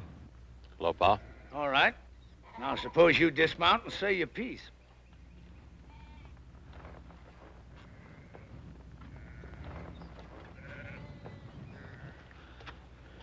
Drummond, let my son go. Take me instead. You? Did I hear correct? You hear correct. What are you figuring? You want a hostage. Well, I'll be a hostage. No, Pa. Well, Drummond, what about it? Well, I'll tell you, I don't care much which of you Cartwrights I hold as hostage. Because I got me another notion. What's your notion, Drummond? I've been thinking they had nothing in California as good as you got here. So I'm going to take it. All of it. And claim it as my own. How you figuring on doing that, mister? You planning on killing us all? Ask your old man. I think he knows. Billy boy, give me that paper. Yes, sir, Mr. Cartwright. I've got it all right here. A deed to 50,000 acres of your land. Now, all you got to do is sign it and make it all legal. Drummond, do you think that my signing a ridiculous scrap of paper like that is going to make anything legal? Well, the way I see it, I'm willing to take the gamble.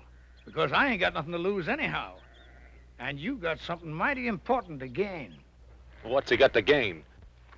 You. Because unless he signs this deed, I'm going to kill you and let your body rot where it drops. Adam, there's something you ought to know. I sent little Joe to town for the sheriff. Thanks, Pa. It looks like I've been wrong all along. No, you weren't wrong. And Drummond, with the sheriff coming, how do you think you're going to get away with all this? Well, like I said, I'm willing to take the chance. Yes, that's what you said. What about you? You willing to take a gamble, too? Whatever Jeb says is good enough for me. You too? I'm willing. Look at him. Do you think he cares if you get skinned and hooked like some coyote meat, as long as he can use you to get what he's after? All right, you had your say, mister. Now, do you want to sign this deed, or do you want to bury your son? Don't sign it, Pa. He won't shoot.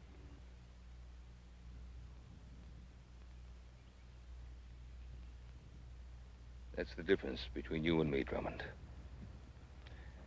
I'm not a gambling man. Give me that paper.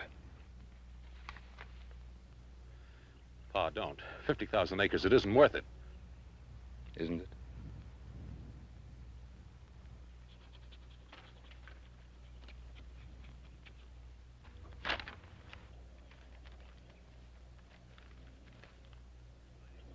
Well, that's a mighty fine-looking signature. Much better than I could have done. But then, I never owned 50,000 acres of prime land before, neither. And you don't own it now. Don't move! Adam. I was gonna make it an even deal. The land for your son. But it looks like I can't trust any of you Cartwrights. There's only one way to deal with you. Give me the gun, Billy. You can't just kill him, Jeb. Can't I? You just watch. I ain't done nothing for you to kill him over, Jeb. You give me that gun! But, Jeb. Look, how many times I've tried to beat it into you, Billy. If you want something in this world, you've got to get it whichever way you can. But you go right on being woman soft. Maybe I should have let them wranglers string you up for stealing them 3 pintos. 3 pintos? Jeb, how'd you ever know they was looking for 3 of them? Well, they said, I guess. No, they never. They never said nothing after you came. Well, that don't make no difference, boy. Don't it? Well, I think it does, Jeb. 'Cause you killed them straight off. I thought it was to save me, but that wasn't it, was it? Well, you knew there's 3 pintos, 'cause you was the one that stole them and sold them off yourself. I guess I really don't owe you nothing, do I, Jeb? Now, you know that ain't right, Billy boy. I mean, maybe I did lie to you about them pintos, but I always done good by you, and I taught you things. Sure. Like shooting a man in the back, like grabbing and thieving. Well, I learned good, Jeb. But I ain't learning no more. Now, look, Billy. Billy, you're like a son to me.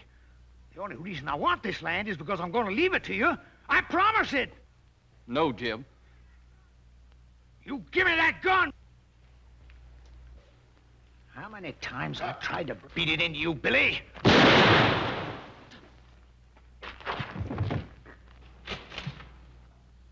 Jeb.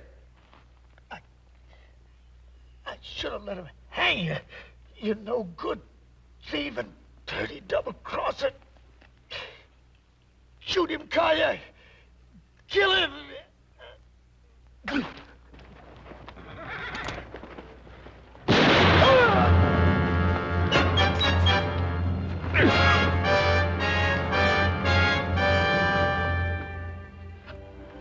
Pa, how come Hop's got all this vinegar? Sorry, Paul, you didn't have no rutabagas.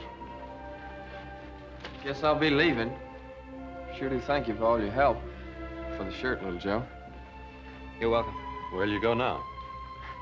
I don't know exactly. Billy, do you ever think of taking up homesteading? You mean a place of my own? Yeah. Sure, but...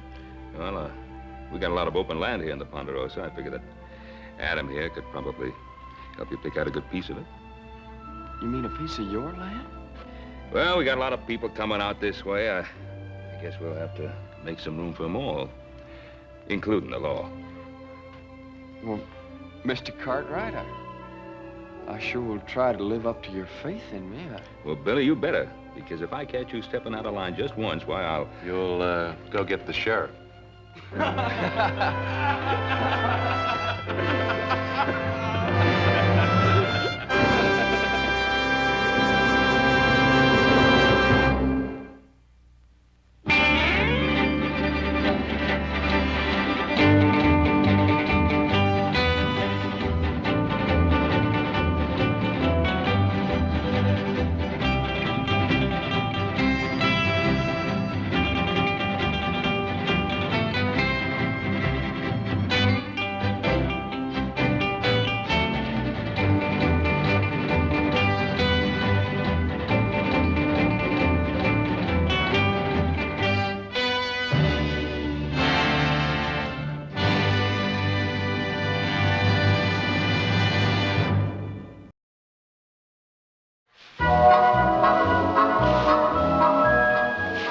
Oh, little Joe, can't you load no faster than that? Can I load it any faster? Why don't you try pitching and let me stack for a while? You must be forgetting. I did the loading this morning, you did the stacking. Now it's your turn to load a while. I ain't forgetting. I'm just complaining. Now I ask you, do you ever see two guys work so hard and accomplish so little? I'll have to admit they're a bit on the slow side, Adam. But then they're pretty puny. Especially the one on top of the wagon. Yeah. Well, what are you doing? Oh, I thought I'd give him a hand. Well, we're going to make that dance in Virginia City. We don't have much time. Won't take but a few minutes. Well, as long as you're such a fool for work, Dave, be my guest.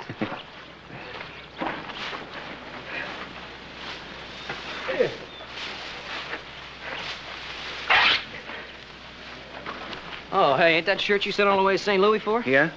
It's pretty bad shape now. Well, I can send for another. Come on, we better get the rest of this hay loaded before your paw skins us alive. And he can sure do it, too.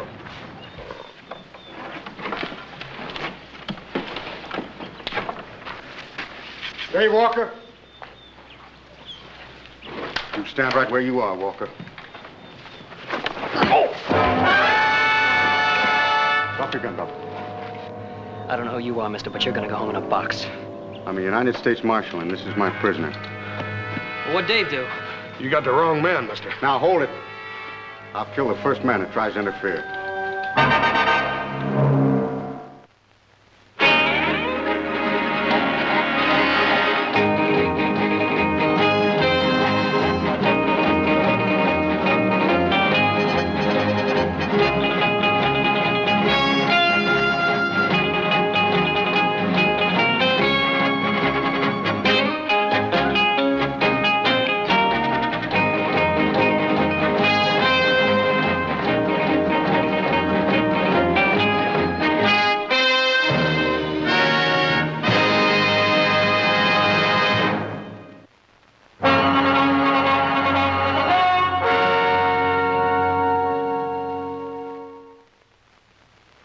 Dave didn't have a chance, Pa.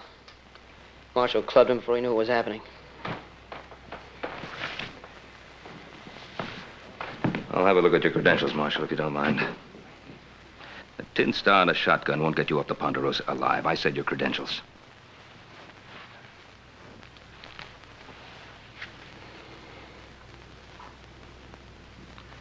United States Marshal Emmett Dowd, Los Angeles, Office of Southwest Territory.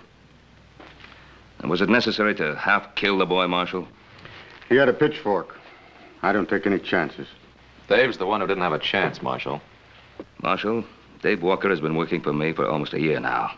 In all that time, I've never known him to commit an act of violence of any sort. If you have any complaints, you can lodge them with my superiors. Oh, I'll do that. You can count on it. In the meantime, you tell your boys to step aside. I'm going to take my prisoner into Virginia City. On what charge? Murder.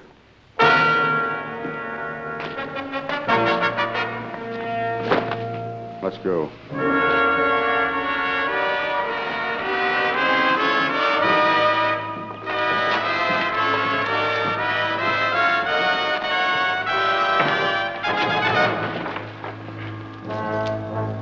You have to treat him so roughly. Cartwright, I'll handle my prisoner in my own way. Now, look, he's not an animal. Treat him with some consideration. Mr. Cartwright, it's a federal offense, punishable by fine or imprisonment or both, to interfere with the United States Marshal in the execution of his duties. Now, you step aside.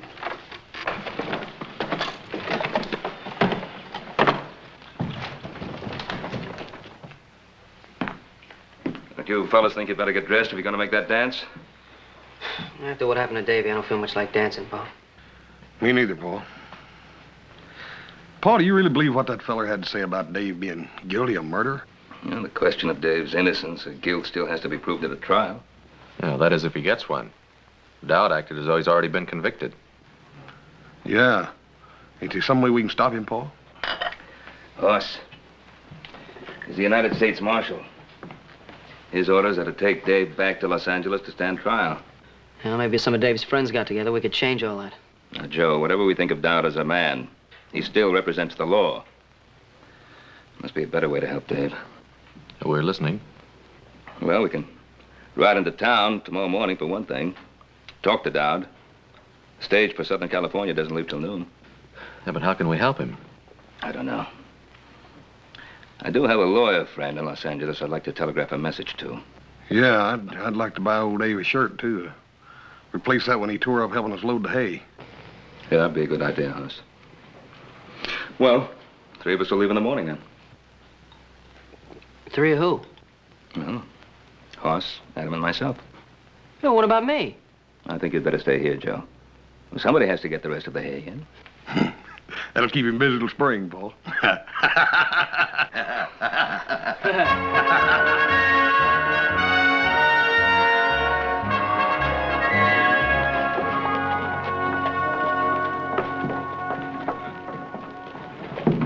Well, this country's growing up, Pa. Wasn't always you could send $1,000 flying through the air from here to Los Angeles. Well, at least it'll provide Dave with the kind of help he'll need. Paul, I'm getting just about ready to kill a man, Paul. Oh, what now? Well, I just took that new shirt over to Dave, and you ought to see what that marshal's done to him. What about the sheriff? Didn't he try to stop him? No, he's up at Pyramid Lake or someplace. Ain't nobody over there but that deputy, and Dowd just shoved him aside. We better get over to that jail, see what we can do.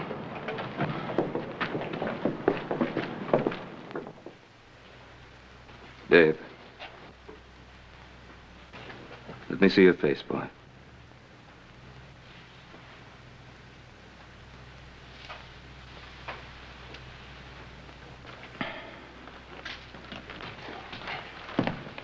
Dan, how did this happen? Dowd brought the boy in last night and then demanded a cell. I couldn't refuse to cooperate with the U.S. Marshal, Ben. He did this to Dave. Well, I didn't see it happen. Curly had the night duty. He said Dowd came back to check the boy's chains. Paul, I'm gonna kill him. No, that wouldn't help matters. Dave, did you give him any provocation? Do you think he needed any, Mr. Cartwright? But why? He didn't offer any resistance. Why would he want to do this to you? Maybe because he's just that kind of man, Mr. Cartwright. Yeah. I guess that's so. Dave, Pa's wired $1,000 to a lawyer friend in Los Angeles. Make sure you get a fair trial. Adam, you think Dowd's going to let me reach Los Angeles alive? David, did you commit this murder? Mr. Cartwright, I don't even know what Dowd is talking about. All right, Dave. We believe you. Where's the marshal now, Dan? He's over at the hotel packing his bags. The stage leaves in 20 minutes. Well, that'll give us enough time. Come on, boys. Hoss? Thanks for the shirt. Nicest one I ever had. It's all right, Dave. Mr. Cartwright, thanks for everything you've done for me, but don't bother trying to talk to Marshal Dowd. It won't do any good. Well...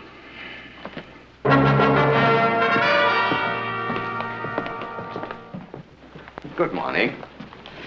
Will you please see that our bags are taken out to the stage? You talking about the stage at Los Angeles? Yes, sir. I think that is the name of the little village. You see, my daughter and I are not so familiar with this part of your country. But we like it very much. It's so very beautiful. Isn't it, Father? Indeed, my child, it is. And we are looking forward to the rest of our journey. There's nothing between here and Los Angeles but 500 miles of dry, hot desert. But your desert is most remarkable. We have never seen anything to match its rugged splendor. You'd better wait for the next stage.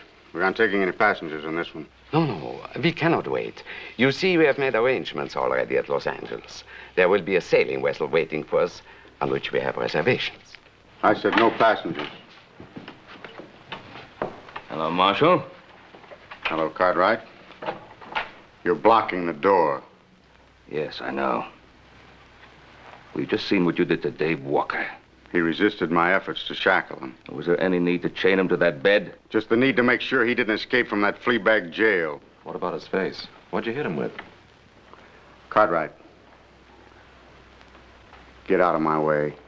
Mister, if you weren't a United States Marshal... The point is, I am.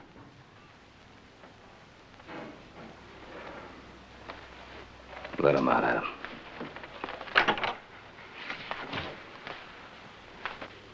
Excuse me, gentlemen. May I present myself? My name is Dr. Anton Strasser. This is my daughter, Andrea. Yeah? Well, I'm Ben Cartwright. These are my sons. Very pleased to meet you, gentlemen. Could you kindly tell me, is there some danger in our taking this particular stage? Danger? No, there's no danger. It might prove to be a bit unpleasant for you and your daughter. Unpleasant? How do you mean? Well, Doctor, you see, they're taking a young man in chains on that stage to Los Angeles. In chains? But why? Is he a criminal? No, ma'am, he's not a criminal. But it might be safe if you did take the stage next week. But, Father, surely he cannot prevent us from taking the stage. Easy, easy, my child. Sir, I don't understand. This gentleman who carries a gun, is he an officer of the law? Well, he's an officer of the law, all right, but you must remember, Doctor, we're a young and rough country. Well, we have seen men like this who carry guns and abuse their power. It happens everywhere, even in my native Vienna. But, Father, we've got to get on that stage if we're going to make our connections. We'll see what can be done. Thank you so much, gentlemen. Alles wird in Ordnung sein.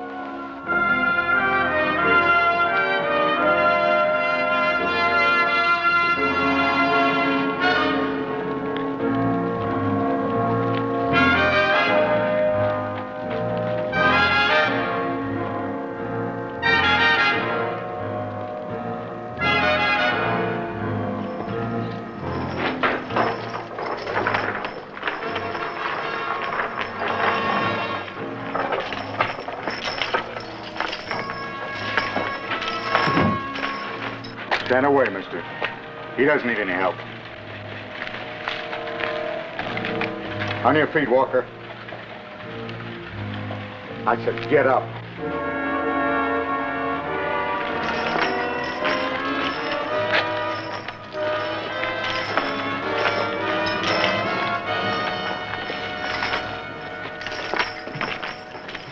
Once before, I've seen that kind of law, man.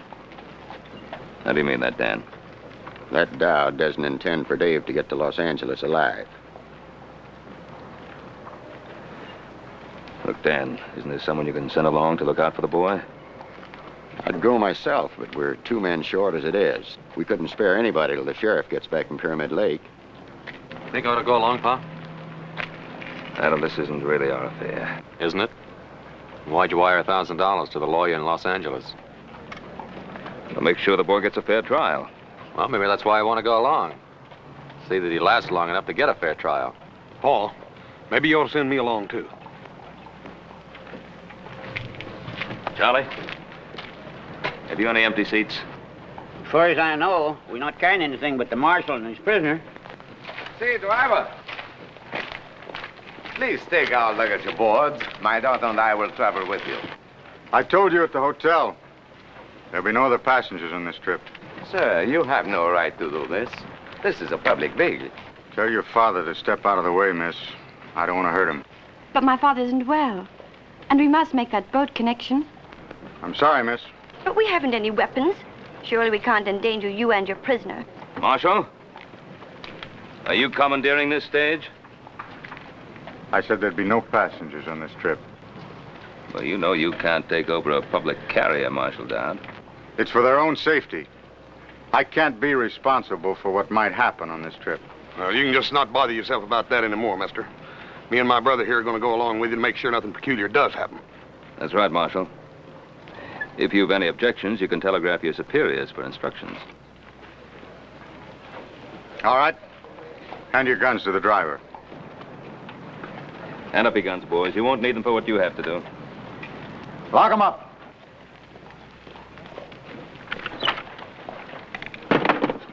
Yours, too.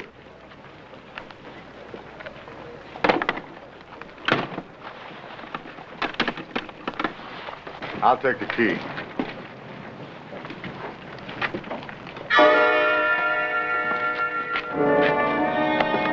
Look at him.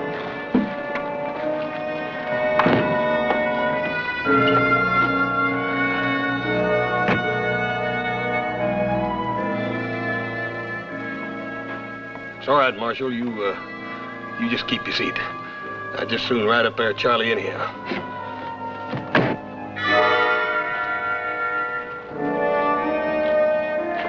Okay, Charlie. Ah, get up there, Lucy. Take him, Maybell.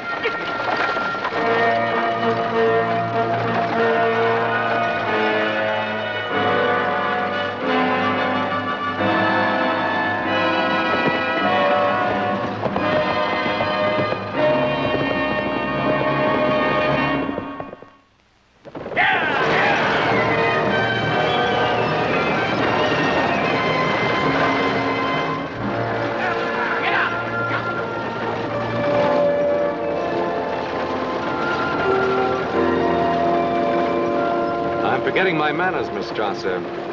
You and your father met the gentleman with the shotgun, United States Deputy Marshal Emmett Dowd.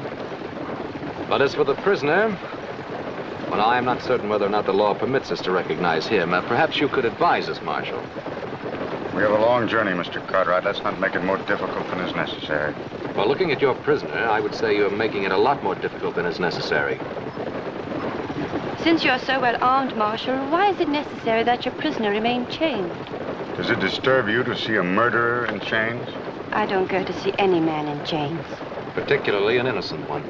Walker's guilt will be established when we reach Los Angeles.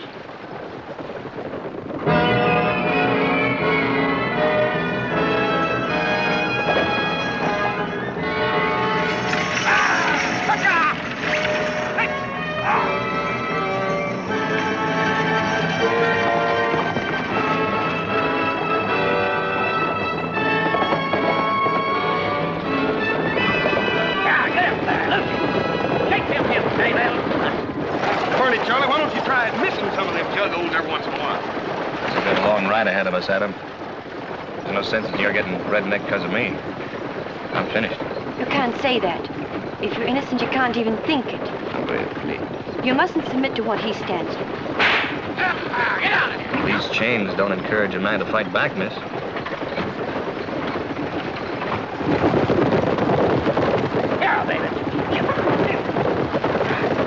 Charlie, I sure am going to be happy to get my britches off of this torture rack.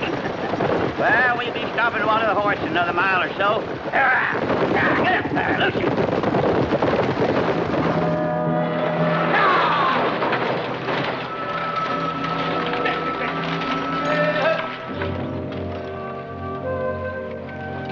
Howdy.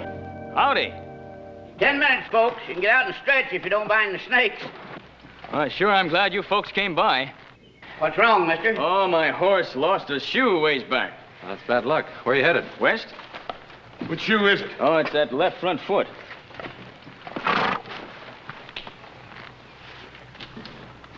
Yeah, it ain't no shoe, mister. You ain't going very far from that old pony. He's got a bad stone bruise. Well, maybe you got room for an extra passenger. I got the fare. Hold it. What's your name, mister? Cutler? Herd Cutler. Where you from? Up north? I asked you a question, mister. Answer it. Well, that's a good enough answer. Up north. Ranch near the Truckee River. I'm headed for Los Angeles. All the way across the desert with that one canteen? Well, I figured I'd get me another one at the next stage station. Marshal? Well, how about it, driver? You got room for me topside? Yeah, I guess so. We can't just leave him stranded out here. It's better than a week till another stage comes by. Didn't I see you in Virginia City? Oh, I don't reckon so, Marshal. Nearest I ever got to a silver mine was Laredo.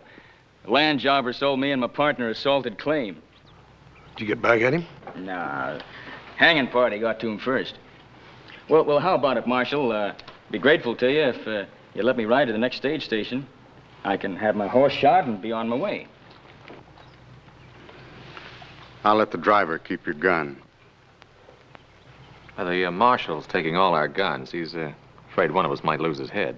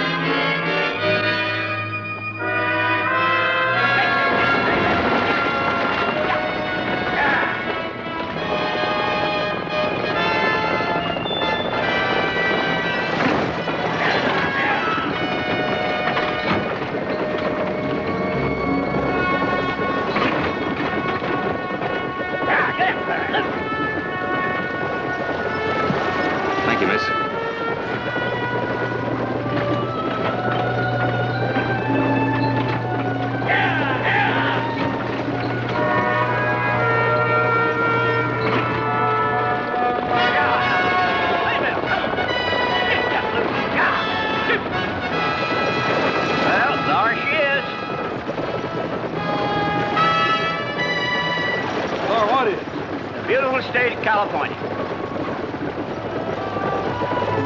That godforsaken desert's California? You ain't never been to California before? Yeah, I've been to California. I've been to San Francisco lots of times, Charlie, but it sure didn't look nothing like that. Well, this is Southern California. Stationed right beyond those hills there. Southern California, huh? Yep. I can tell you one thing, Charlie. It sure ain't gonna ever amount to much. Yeah.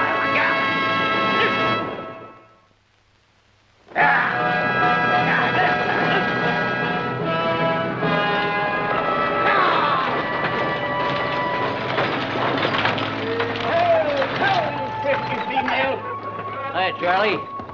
Hi. You're about a half hour late. You run into trouble along the way? Nope, not on the way, Michael, you old highbinder. I brung it with me. Just so's you wouldn't be losing out on your share of the misery. Only 6 for supper, Charlie? Only 6 and 1 in change. But I don't reckon he'll be having much of an appetite. He's on his way to be hanged. Do tell.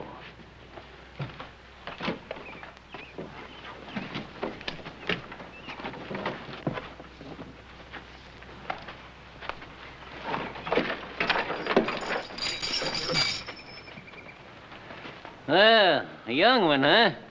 I bet you some gal's gonna be crying her eyes out. Maybe more than one gal, eh, Sonny? I'd like to think so, old-timer. What are they gonna hang you for? Horse thieving or card sharping? For twisting the arm off a nosy old desert rat.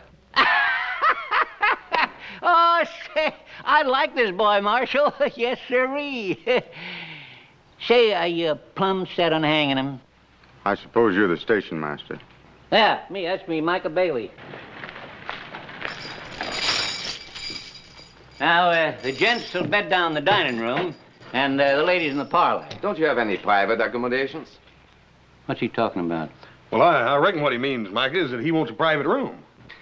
Well, I tell you, mister, the only thing private out here is the hole that a man gets buried in. And even that's liable to be stolen out from under him by thieving Apaches. Breakfast at daybreak, supper at sundown. If you're late, you don't eat. Everybody hold it just a minute.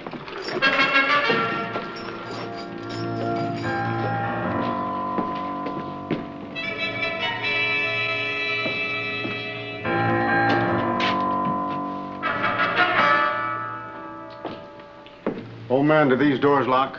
Yep. I'll give these back to you before we leave in the morning. Dr. Strasser, you and your daughter will occupy this room tonight.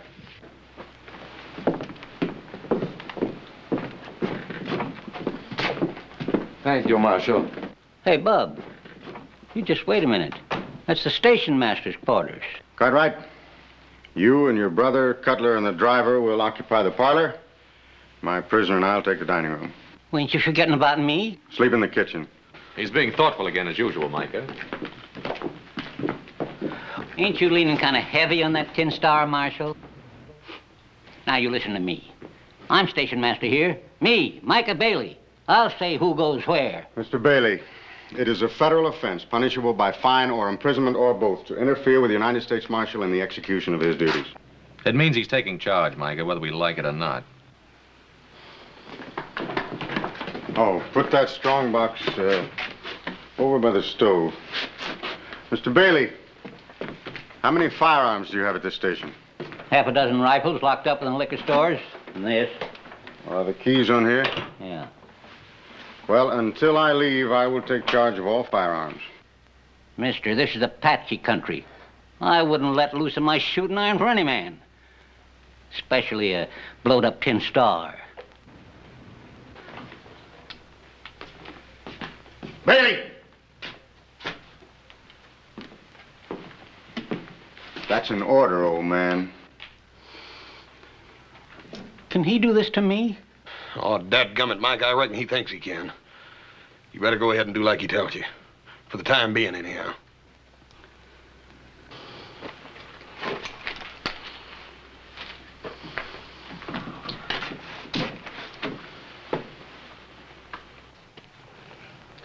Well, that ought to get you across the desert, Cutler, but I'd sure be careful of that stone bruise if I was you. Well, thanks a lot, Horace. You fellas want supper, you better rustle your shanks. I'm just dishing up beans and side meat. That sounds mighty lavering to me, Micah. Come on, Adam, let's go. What kind of beans? Wild beans.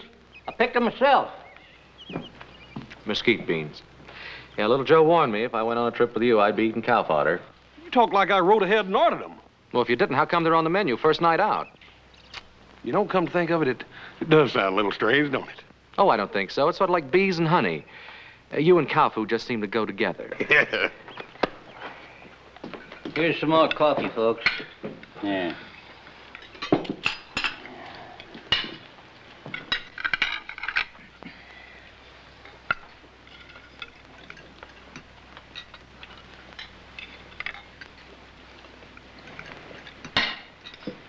You haven't touched your food.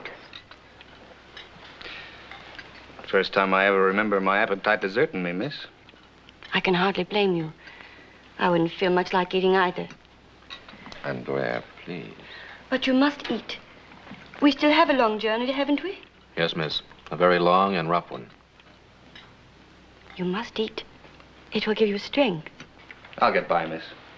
When we get to Los Angeles, perhaps my father and I can notify your family. Well, that's thoughtful of you, miss, but there's no one to notify. My ma died when I was no bigger than a pollywog. Never knew my pa. Ma said he was a man with restless feet. I think she loved him more than he was worth. And you took after your father? No, miss. I always tried to stay put for as long as I was allowed. Looks now like I'll get my wish. I'll be settling someplace for good. Now, look, Dave, you're not convicted yet. You're going to be back on the Ponderosa in no time, don't you worry. A lot can happen between now and the time I get tried. Lady, you'll forgive me. I think I'll finish my cigar in the other room. The rest of you are through with your meals. I'd be obliged if you'd all go to your rooms. Is that a request, Marshal? No, Miss Strasser, that is not a request. Good night. Andrea, please. Nothing to be gained by arguing with authority. But, Father... Come along, child. We have a long journey tomorrow. Good night. Good night. Good night. Good night, Dave. I'll be all right, Adam. Don't lose no sleep over me. Night, Dave.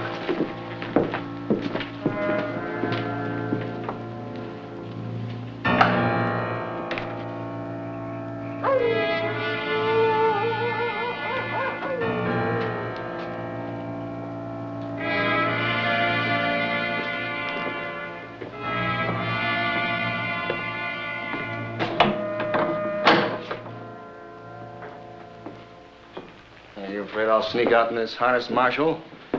Or that one of them will jump you while you're asleep? Adam Cartwright, for instance, or the station master?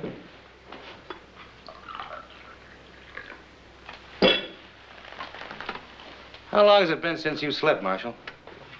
Almost a year. Has it really been that long? I can't imagine what keeps you going.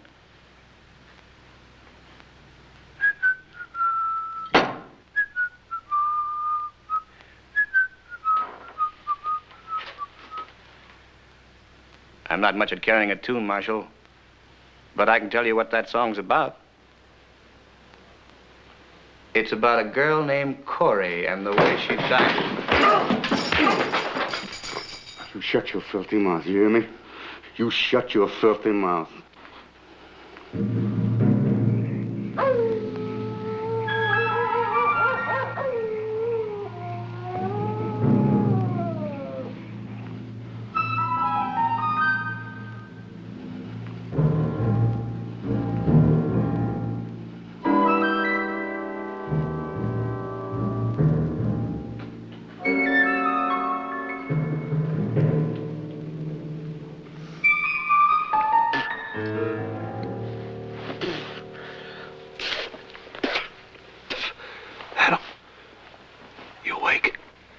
How can anybody sleep with you rolling and tossing? Well, dad burn it, I can't help it. This confounded couch is plumb alive. Every time I get in another position, it sprouts another hair. Look at that.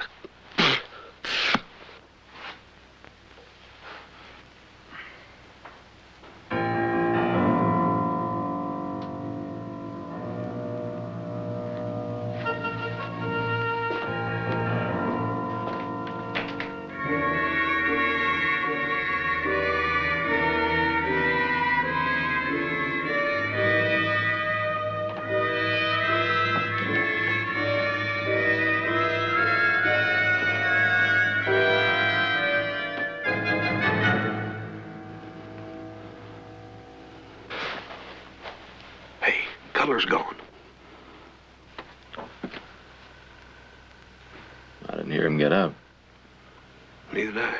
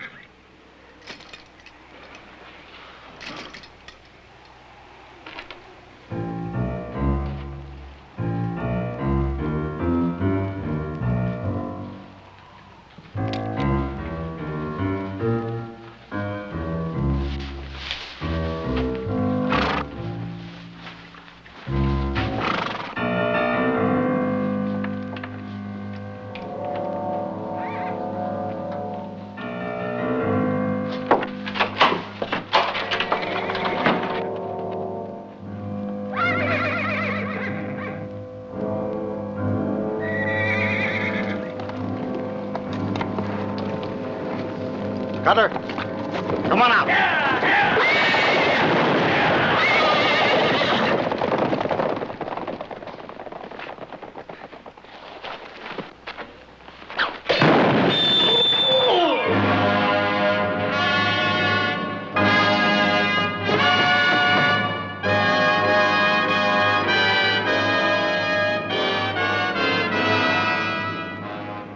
You murdered him.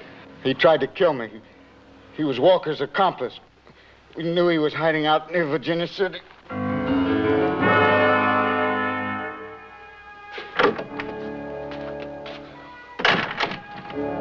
I wouldn't count on catching that boat, Dr. Strasser.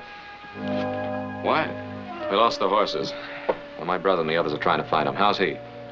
His collarbone is shattered, several ribs broken, and he may have serious internal injuries.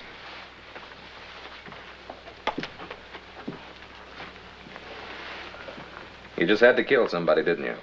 He was trying to help Walker escape. I had my eye on him ever since I spotted him in Virginia City. I never knew suspicion could rot a man's mind. You really believe that, huh? All right, have it your way. I killed Cutler in cold blood. Are you satisfied? You want to kill yourself? Lay back. All we ever asked of you was to have a little compassion for the prisoner. Compassion? You mean feel sorry for him? Well, now, is there anything wrong with that? He's used this trick before. On Cora.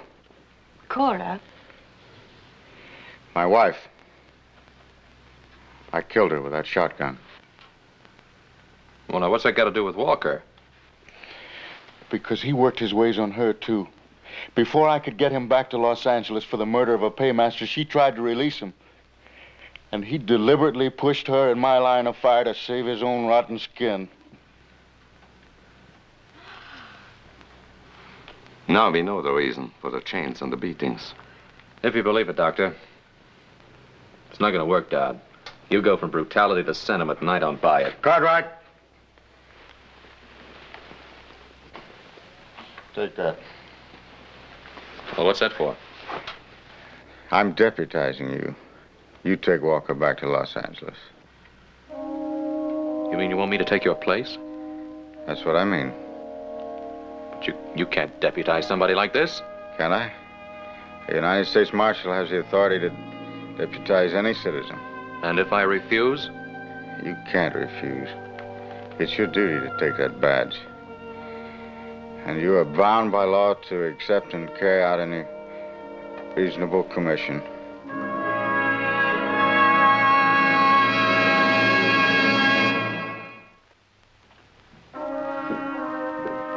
Well, how's Mr. Dowd? I hear he almost got run over by some horses. He was trampled, almost killed. Oh, now ain't that too bad? And to such a nice fella, too. Dave, you have anything to do with it? You hear that, miss? Adam, you don't mean that, do you? Look, I'm asking you if you had anything to do with the attempt to kill Dowd. Why, Adam? Why are you asking me that? Because he gave me this, his badge of office. We'll give it back to him.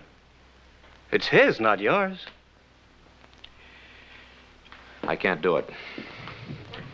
It's mine now. He deputized me to act in his place. He did what? Dave, I'm a deputy United States Marshal now. Sure, and I'm Billy the Kid or Jackass Sam. Look at him. I'm the same man I was an hour ago. I'm Dave Walker. I'm your friend. I know that, Dave. Well, for a minute there, you had me worried. You started to sound almost like the Marshal himself. This badge is mine. I can't give it back. That was pretty funny. Yeah, I guess it was. Well, now that's settled, Adam. Well, what about these shackles? Well, what about him? Well, I want them off. Like you said, Adam, I'm not an animal. Why should I be chained like one? You did say that, didn't you, Adam? Yes, I said it. Well, then take them off. I don't like the idea any better than you do. I think the Marshal would rather they stayed on. The Marshal? Who cares about the Marshal? You've seen for yourself what kind of man he is.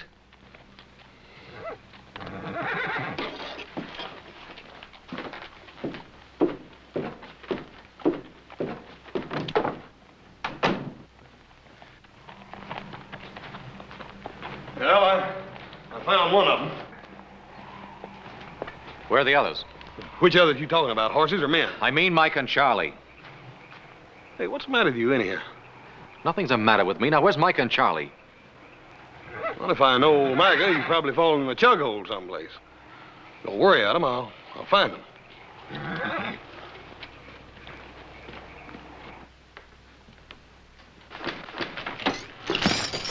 You heard him, miss? Yes, I heard him. I thought he was my friend. Oh, I think he is your friend. Oh, then why doesn't he do something about these shackles? It's up to him now, nobody else. Perhaps he'll do it in the morning. Perhaps all he wants is wait until morning. Why? Why would he want to wait until morning? Oh, I don't know, David. I don't know. You know something? You called me David. Yes, I'm dreadfully sorry. I didn't mean... Why not? It's my name, isn't it? Yes, it's your name. Sure it is. David. I like the way you say it.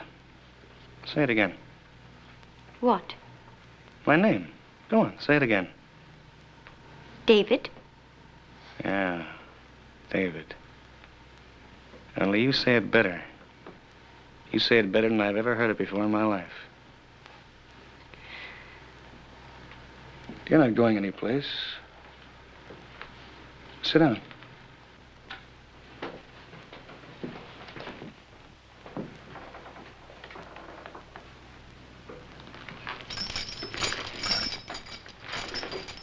That's better. Andrea. That's your name, isn't it? Yes? Andrea Strasser. It isn't true what the Marshal said, is it? Of course not. You don't believe that, do you? No, I don't believe that. I'm innocent, Andrea. I swear I'm innocent. I know. I know that.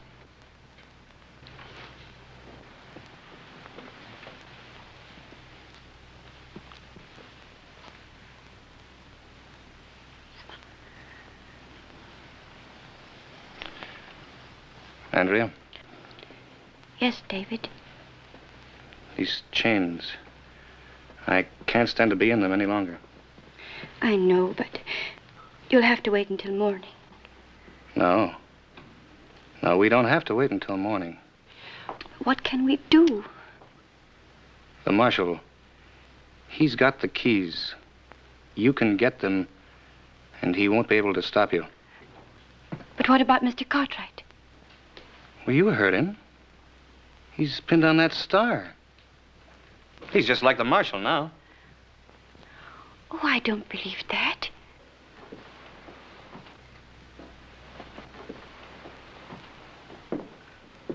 All right, I should have known better. I guess a back fence stray like me doesn't have the right to ask people for help.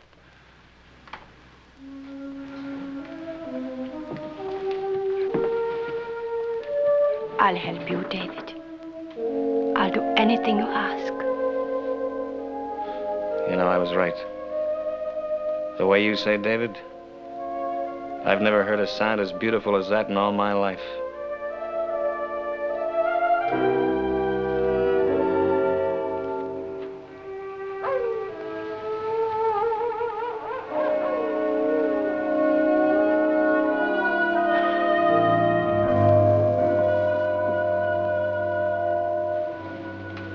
How is he, Father?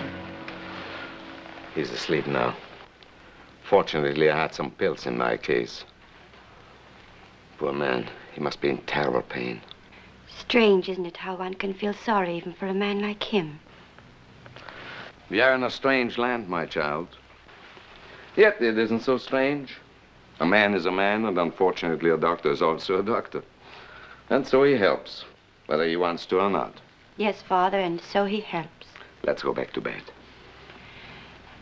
How about the marshal? Him? He won't move an eyelid until morning. Then you go to bed, Father. How about you? I'm not very sleepy. I'll be in soon. Good night, my child. Good night, Father.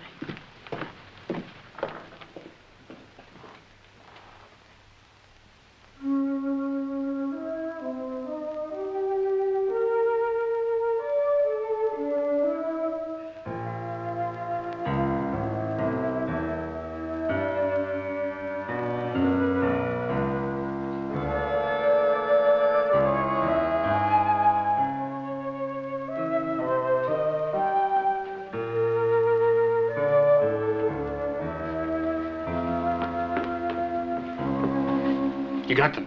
Yes. Here. That's it. Out here. That's right. Give me.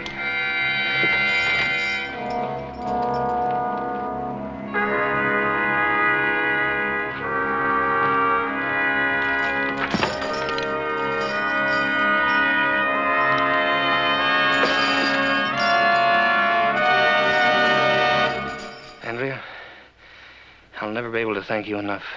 David, you're free. Yeah. Yeah, I'm free until the next time I run into Marshal Dowd. David, what are you going to do? I'm going to give the Marshal a taste of his own medicine. Oh, no, David. No, you mustn't. Mustn't I? I killed his wife, didn't I? You think you'll ever be able to forget that? No! Hold it right there, Dave. You shoot me, Cartwright, you'll have to kill her first. Is that the way it happened to the marshal's wife?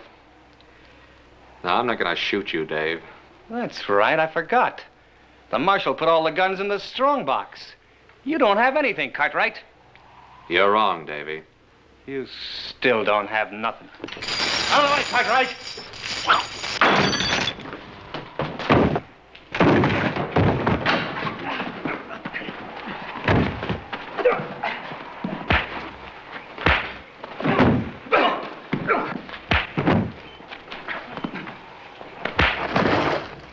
Cartwright! That's enough. Hit him once more and I'll kill you. What, you worried about him? Yeah. He's got a trial to go to. If we hadn't been along, you'd have killed him long before he ever got there. Maybe. For almost a year now, I've lived for nothing else. But you just made me realize what I was turning into.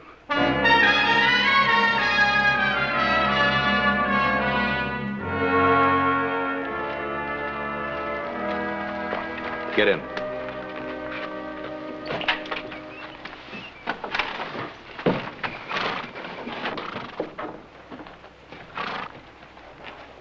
Reckon you're going to be mighty happy to get aboard that ship, aren't you, ma'am? I'm not certain I will, Horse. After what you've been through? You Americans have a way of making things happen so quickly. In Europe, it sometimes takes a generation to put things right. Well, ma'am, I reckon you could sort of chalk it up to our weather. Weather? Yes'm. You see, we got so dang much weather out here and so that burned much land we got to whip that, Well, we just ain't got time to be putting things straight with each other. You're a born philosopher, Huss. Me?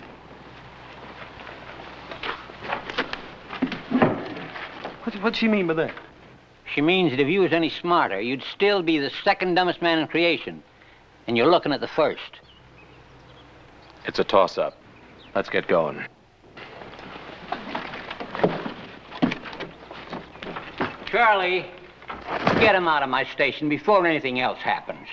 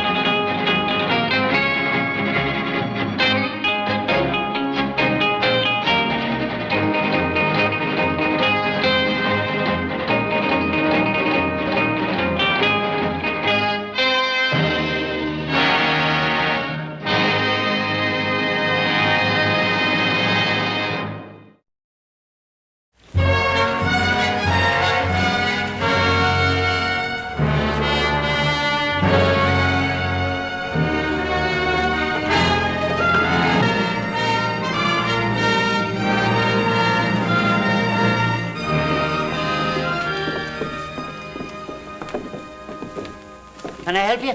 Yes, a couple of the Yawn newspapers came into my hands in New Orleans. They mention a man called Ben Cartwright. Aye? Well, is he a rather large man physically, about my age? He has 2 sons. 3 of them. 3. What do you want him for? I'm Joe Cartwright. Your father and I have urgent business together. Where is he? Well, he's out of town right now. What kind of business? Out of town where? At Silver City. At a reception they're giving in his honor. Look at this. A whole newspaper story about him. We're booming him for politics. Fine man that he is. He'll make a fine governor, so he will. Little Joe here is checking me on the facts of his life. Be in tomorrow's paper. Nevada and Ben Cartwright, a great future together. Well, I don't know about Nevada, but Ben Cartwright has no future. What do you mean by that? When he gets back into town, tell him I'm at the hotel. Charles LeDuc. I asked you a question. Let go.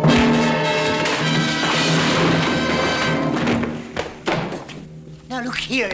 All right, now hold it, Cole.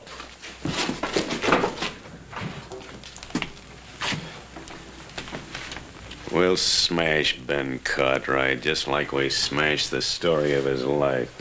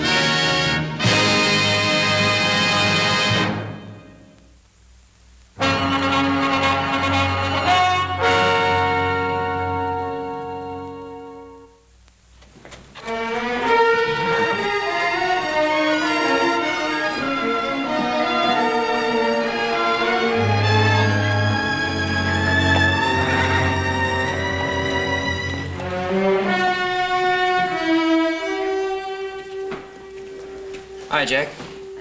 Joe Cartwright, how are you? What can I do for you? Listen, you got a fella named Charles LeDuc registered here? Yeah? Oh, what room is he in?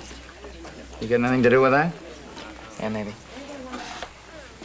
218. All right, thanks. Hey, Joe, that's good news, isn't it? I mean, about your father running for governor. Yeah, it's just fine, Jack.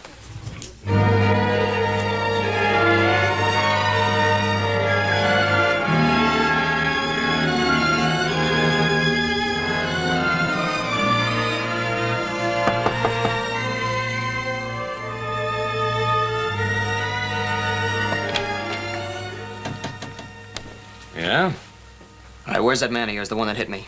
I'm sorry about that, son. Why don't you come on in?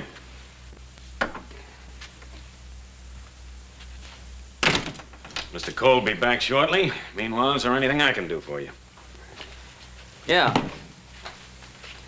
Yeah, you can tell me who you are and what you want with my father. Oh, I'd rather spare you that ugly story. Oh, what ugly story? You know, it's really remarkable, the resemblance you bear to your mother. I'll just leave my mother out of this. Ah, it's a little difficult, considering the fact that she and I were good friends.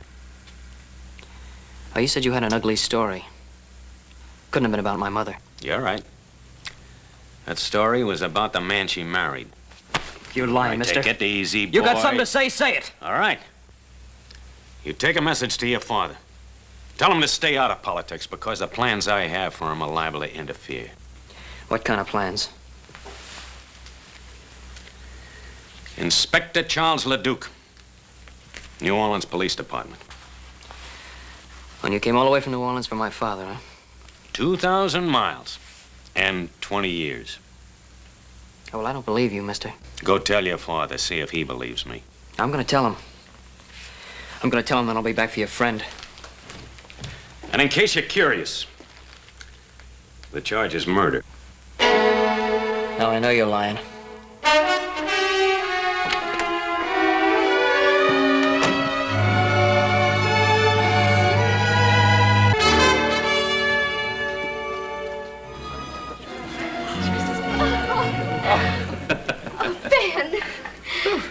I must tell you, it's unusual in these parts for a man to be so graceful on the dance floor. Well, I must tell you, I haven't danced in such a long time, but so lovely a partner would make any man graceful. Your compliments are as smooth as your dancing. I'm sure you learned both arts during your stay in New Orleans. Perhaps. Ah, Bob, Alice. Well, Adam.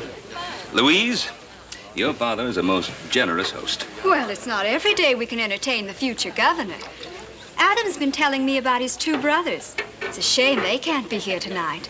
Well, the Ponderosa demands a great deal of work. I know. And you're lucky to have 3 sons to do it. Too bad we have to leave tonight. But Pa's got to get around the territory so that people can get better acquainted with him. I think everyone in Nevada knows Ben Cartwright. Folks, your attention, please. You all know about the fuss everyone's been kicking up about making Nevada a state. So it's time we started thinking about our first governor. Someone who'll fight with all his heart for the future of Nevada. My friends, I give you an able man, a charitable man, a humble man. I give you Ben Cartwright of the Ponderosa. Come on, Ben, say something. Well, I'm deeply grateful.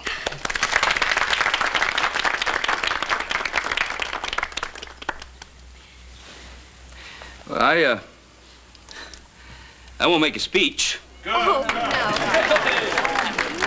no. In this country, we don't talk much about things. We get out and do them. The things I want, I believe you want also.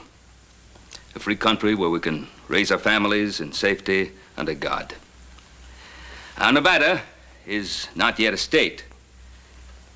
But when that great day comes, if you still want me, I'll try to do everything I can to be of service. Oh, I don't want to. Your father's a wonderful man. He could make a splendid governor. Well, meet the next governor. Hey, hooray! There ain't nothing to celebrate yet. Not until Nevada becomes a state. Technicalities, Pa, just technicalities. Put away there. Yes.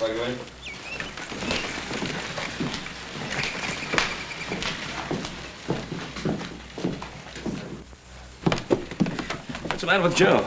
Well, Paul, you've had a long ride. Won't you go on up and get in some fresh clothes? We'll have something to eat, and then we'll talk about it later. Sounds good. Pa? What? I don't think this can wait. What? There are a couple of strangers in town today. They came into the Territorial Enterprise. Made a few remarks about you I didn't like. Well, I imagine there are quite a few people. Well, what kind of remarks? Well, first, I better tell you who they are. They say they're on the New Orleans police force. One of them's an inspector named LeDuc. LeDuc? Charles LeDuc? And you know him? Is he at the hotel? Yeah. Saddle my horse.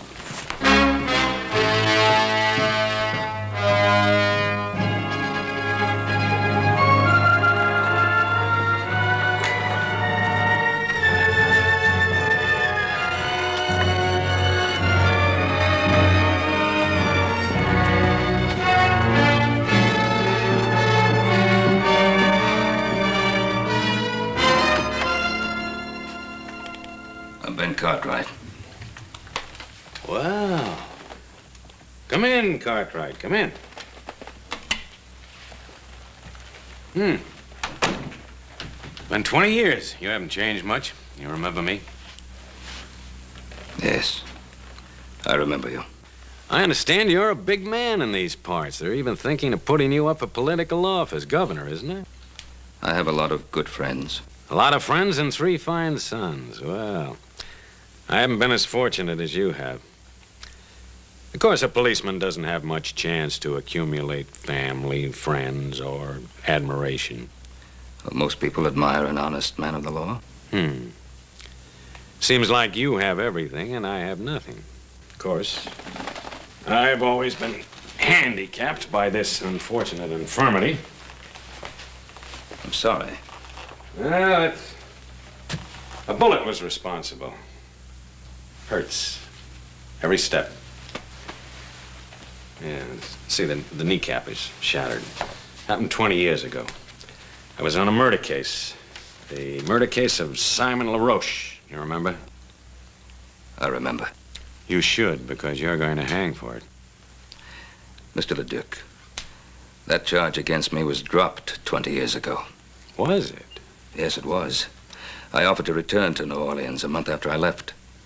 My lawyer wrote, said it was unnecessary, since 3 witnesses had testified that I had shot LaRoche in self-defense. Well, do you have any proof, any documentary evidence? Well, no, I was to have received a letter from the New Orleans chief of police. But you don't have that letter. You know, Cartwright, your lawyer gave you some very bad advice. You are a fugitive from justice.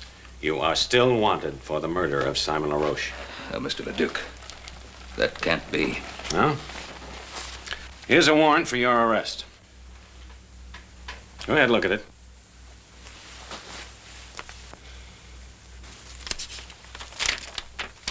It's a true warrant. It's on the right paper, the right signatures, the right language. What more do you want? The right motive. What's yours? Do you remember a scuffle in the alley the night I came to arrest you? We had a fight. I knocked you down. You remember hearing a shot? LeDuc, you were after me. You wanted to kill me. I wasn't armed. I ran. Yes, you ran. I followed you. In the dark, I fell and the bullet entered my leg. I'm sorry I didn't know that. I didn't look back. Well, you should have. Because it gave me a very special interest in your case. I started following you that night, crawling on my belly. And I'm going to continue to follow you until you hang. I can't hold myself responsible for what happened to you that night. You're going back to New Orleans with me and stand trial. This warrant of yours is of no value out here, you know. You know, if you're innocent, I think you'd be anxious to go back and clear your name. My name is clear. What do you think your name would be worth if people found out about your wife and Simon LaRoche, Governor Cartwright? Cartwright, before I'm through, you're gonna beg me to take you back to New Orleans. You don't believe that, do you? I swear it.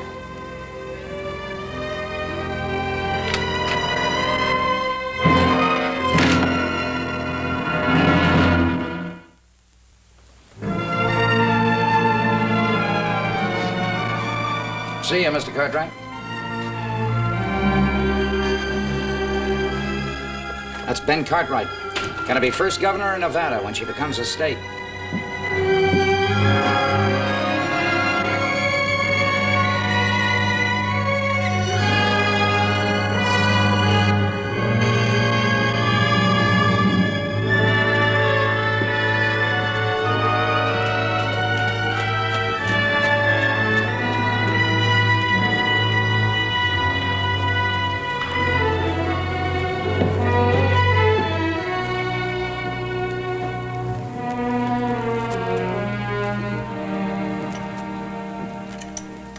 Hi, hello there, Ben. Dennis? And how are you now? Well, to be perfectly frank, Dennis, not too well. Aye, and I'll wager it's on account of them two, the two strangers. Oh, you've seen them, have you? Wasn't it right in front of me that little Joe was hit? 'Twas you they were looking for. And by the look of you, it was bad news they brought. Dennis, I suppose you'll be reporting what happened in Silver City. Aye, it's right here. I'd like to put something in next to it. Aye, just one moment.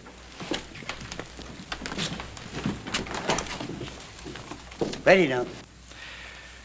To all of my friends in Nevada, my deepest appreciation for the way you've honored me.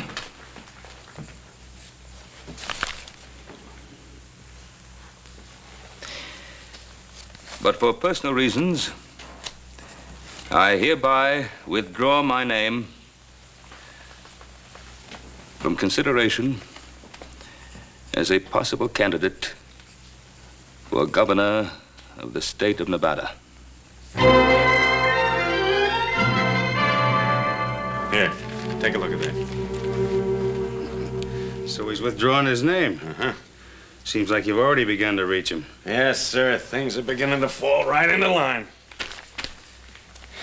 But for personal reasons, I hereby withdraw my name from consideration as a possible candidate for governor of the state of Nevada. But, Pa, there was no reason to withdraw, not yet. I didn't want to, Adam. Believe me, I didn't want to. Why then, Paul? Well, you just can't leave your friends out on a limb waiting to be sawed off. Your friends would have stuck by you. You mean they'd have been dragged down with me?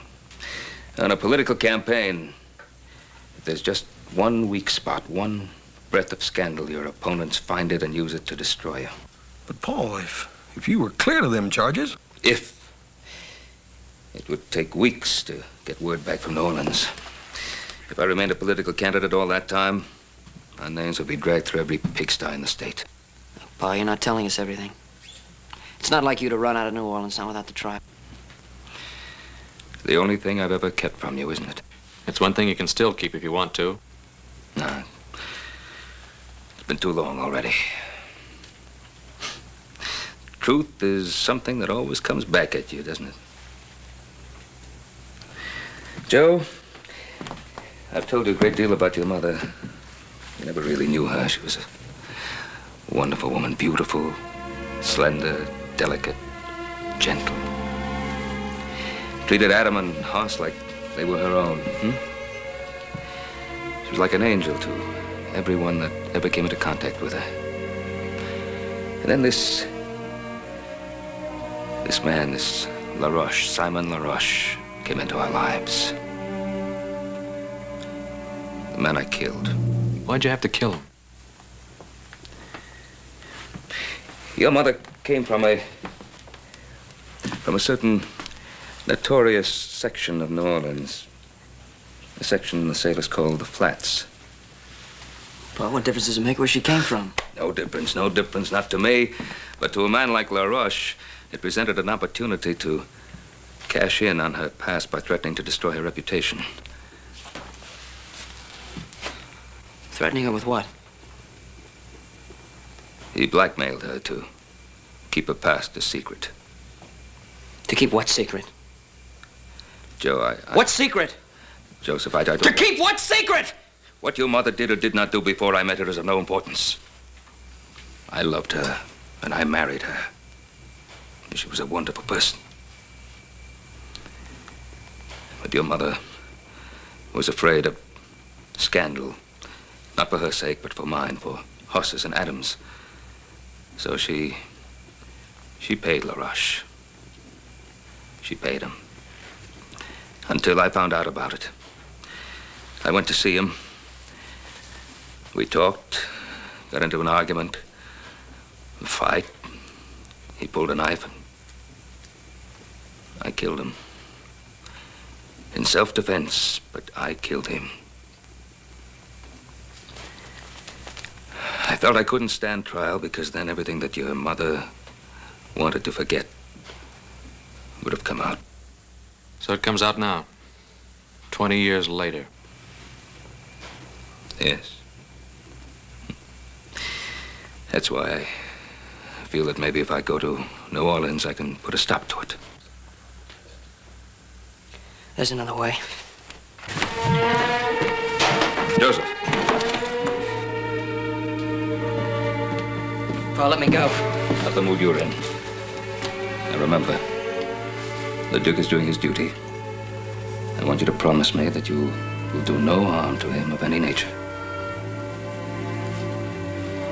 I want to go out for a while. I'll go with you, little Joe. I'd rather go by myself. Joe? I promise.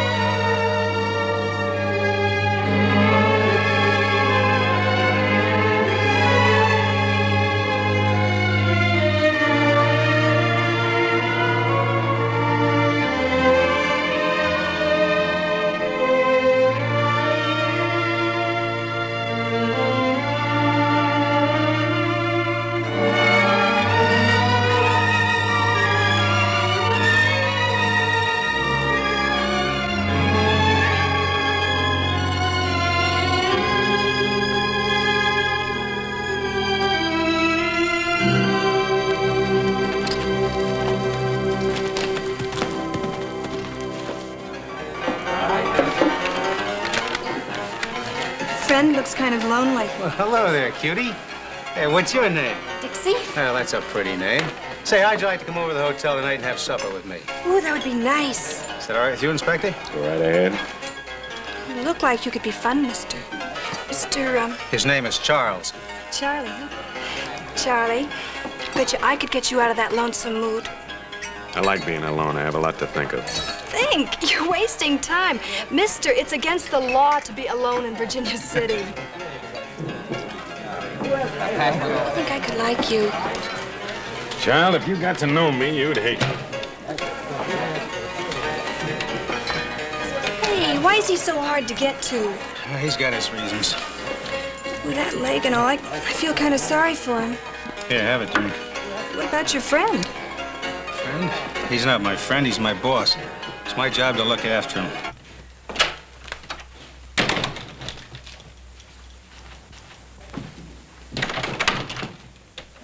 LeDuc!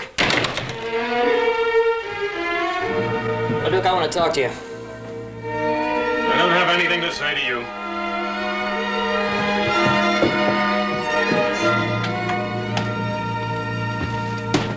I said I want to talk to you, LeDuc. And I told you I don't have anything to say to you. And Pa told us the whole story. When you say the whole story, I figure you mean the part about your mother, too. I'm warning you, keep my mother's name out of your filthy mouth. You know, you and I ought to be on the same side. You just get your father to take that little trip with me, and your mother stays an angel. You know, I gave Pa my word I wouldn't kill you. But if you drag my mother's name through the dirt, so help me, I will. You'll have to kill me first. Oh, maybe that'll be the best part.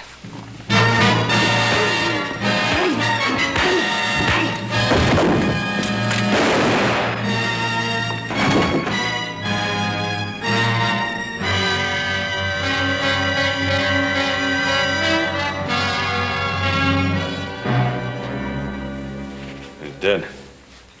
It was self-defense. Not the way I saw it. Well, you saw what happened.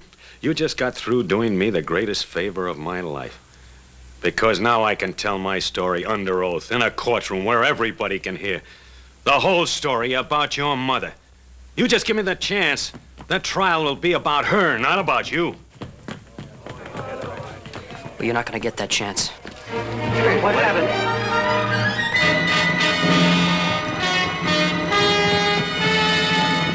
Go on, get the sheriff. Young Cartwright just shot this man down in cold blood.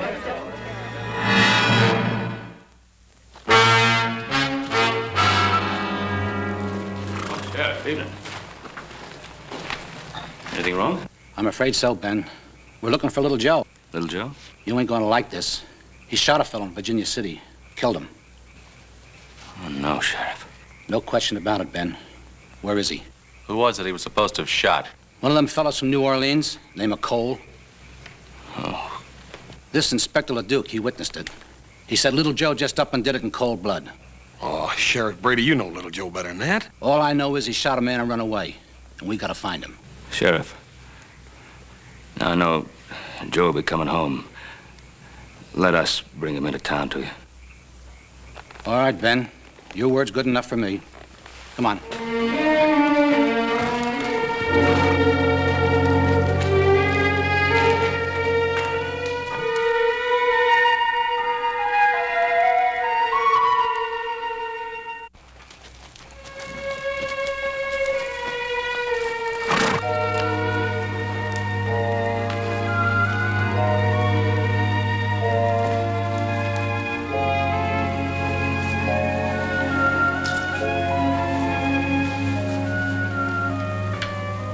I was hoping I'd find you here.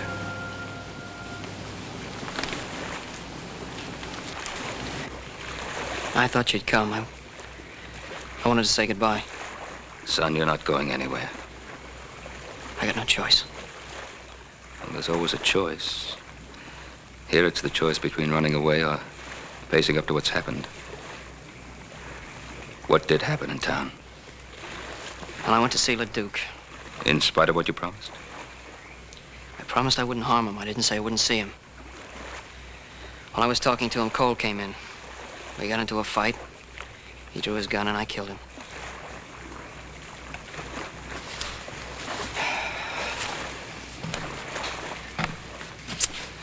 Trouble is, the sheriff's wondering why you ran away.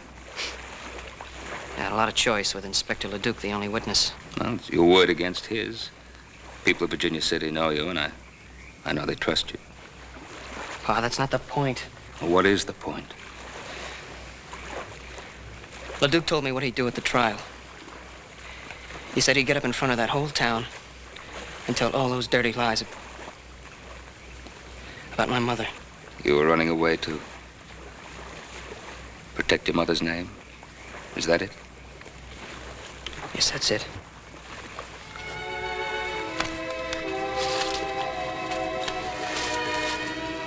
Your mother begged me to stand trial in New Orleans, no matter what the consequences to her. Well, I can't do that. I made a mistake, Joe. I can't let you make the same mistake. You come home with me now, and tomorrow morning, we'll ride into town together.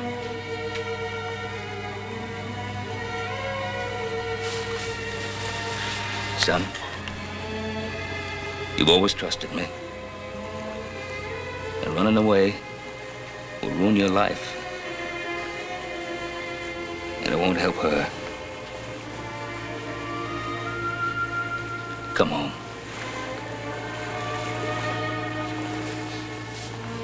I'm asking you.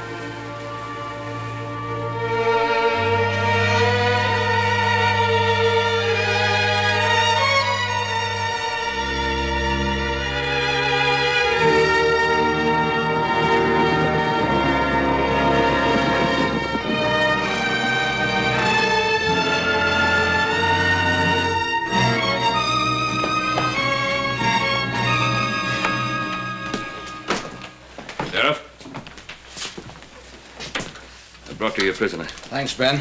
What have you got to say? Shot him in self-defense. Cole's gun was in his holster. It's impossible. He drew first. It was there. Why'd you run away?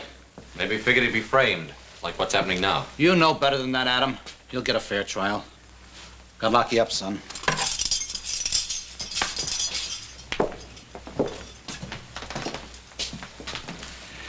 You boys wait here. I'll be back in a few minutes.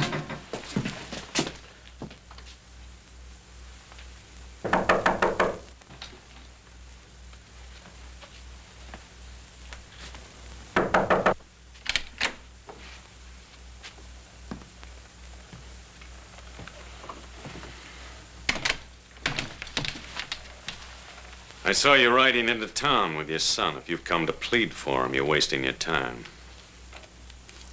The Duke, you didn't come to Virginia City for my son. You came for me. I do rather admire you for bringing him in. It shows a certain respect for the law. Respect? My son tells me you saw the shooting. Mm-hmm. He also tells me you can clear him. Every criminal claims he's innocent. Don't call my son a criminal. And let's stop beating around the bush. You came to Virginia City to close the LaRoche murder case. Well, I'm going to give you a chance to do just that. Are you offering me a deal? I'm offering you a deal. Now, you clear my boy. And I'll go back to New Orleans with you. Well...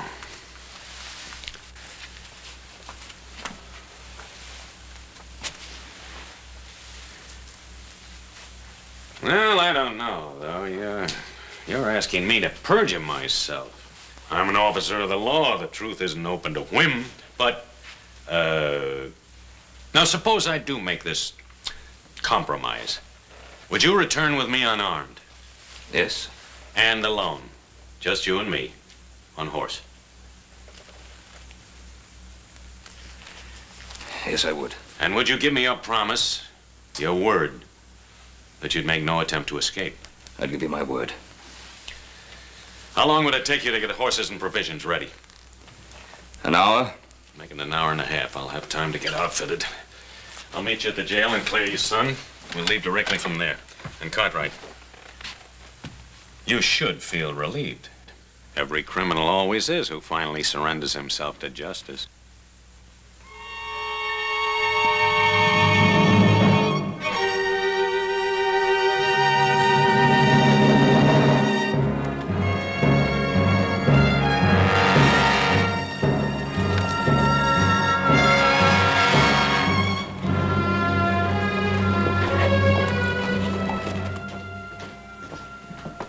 Pa, he's coming. Pa, who's coming? Inspector Leduc. He's agreed to tell the truth about the shooting. Tell the truth? Why? I'm going back to New Orleans with him. Now, I'll be back. I'll be back soon. Sheriff? Inspector, Ben says you got something you want to tell me. Yes, about the death of my associate, Mr. Tom Cole. Step over to the desk, please. You see, I was rather dazed by what happened. And so I rather confused the facts. Unconfuse them. Well, as I recall now, Cole was drunk. He drew first. Joe Cartwright fired in self-defense. What about the gun in Cole's holster? He put it there himself before he died, sort of a reflex. Mister, you really was confused, wasn't you? Maybe the strange climate. I rarely bungle the facts like this in New Orleans. Well, mister, from now on, stay in New Orleans. We need you around here like we need the plague. You belong in that cell instead of little Joe. Oh, sure, if everybody makes mistakes. Ask Ben Cartwright. All I want to ask Ben is, will he accept my apologies?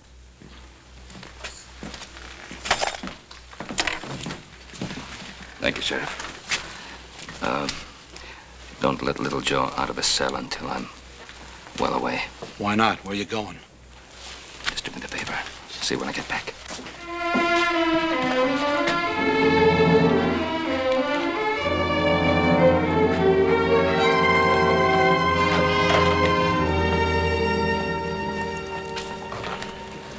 Well, little Joe will be out pretty soon now. Boy, I know you told us not to, but how come me and Adam can't ride out about 10 miles and intercept you? couple of outlaws rode up on you, it wouldn't be your fault, would it? Forget it, Hoss. Well, at least we can ride along with you. You can't object to that. Oh, he does object. I said I'd go alone. Well, now, why is that so important? What's his motive? I don't know. Anyway, I gave my word. I'm waiting.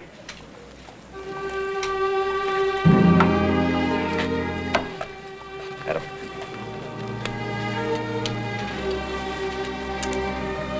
I'll get you pack horse, Paul.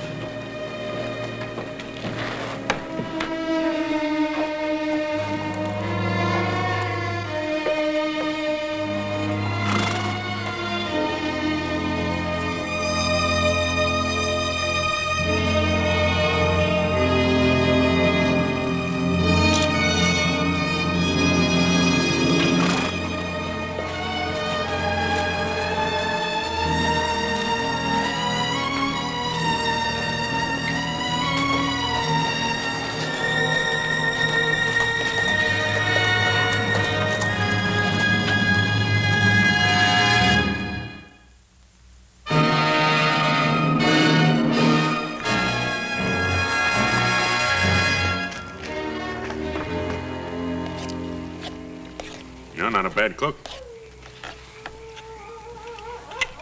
You know, reminds me of something happened recently. There was a case where a condemned man wanted to cook his own last meal, and then he didn't have time to eat it. So I did.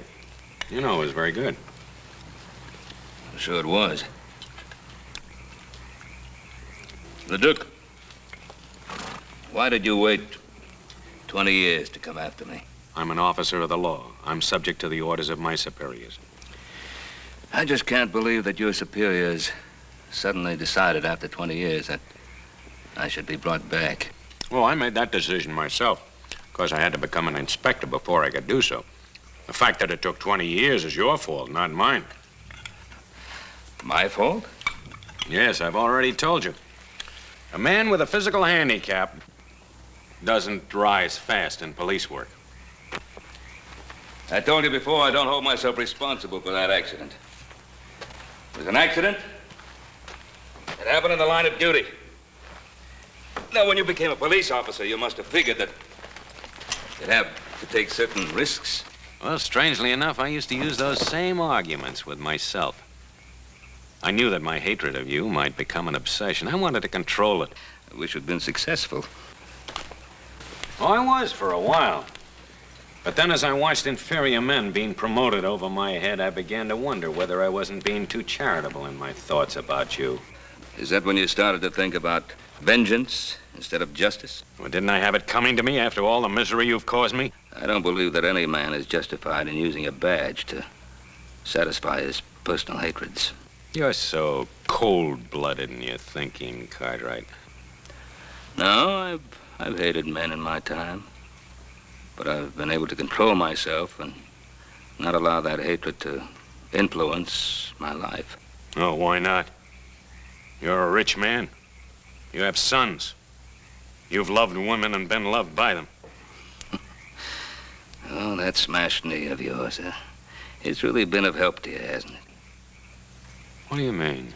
The way you use it to lean on like a crutch to explain away your personal little failures in your police work with women and your relations with other people. Stop it.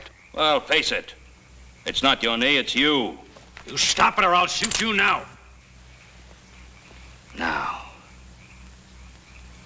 That's true, isn't it? You never intended to take me all the way back to New Orleans, did you? Got it all figured out, haven't you? How was it to happen? I was to be killed while trying to escape, is that it? You'd like me to say yes, wouldn't you? So you'd be free to break your word. No? I don't intend to break my word. I don't intend to try to escape. Because I'm going to get all the way to New Orleans. Just in case you have any idea of killing me first. No. I don't want to kill you.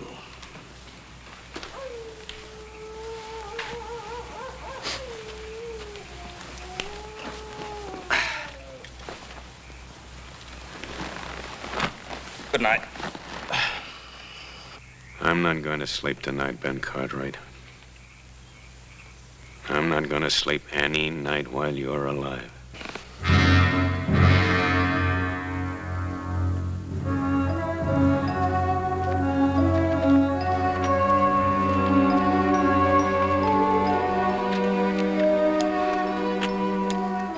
Looks like a warm one today.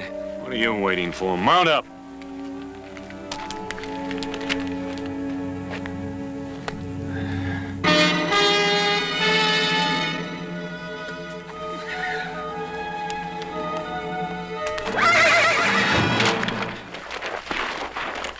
Get away from me! You heard me! Get away from me, Cartwright!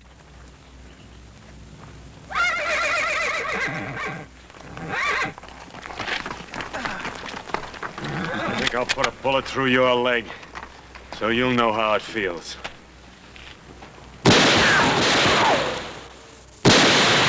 All right, get over.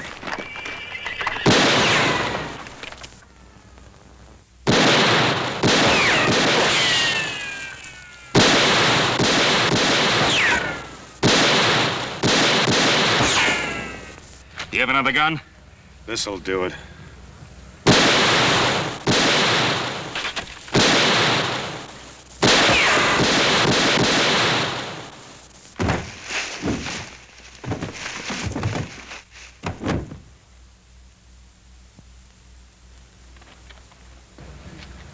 They've had enough. What's that? Eat you up. They weren't after scalps. They were after horses.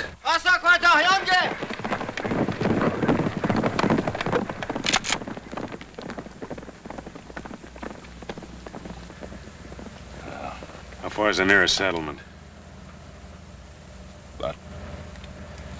There's a way station up ahead. How far? About 20 miles. 20 miles. Over those hills. Without horses. And without water.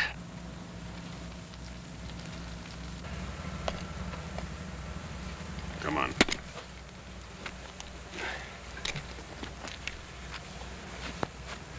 Stay ahead of me.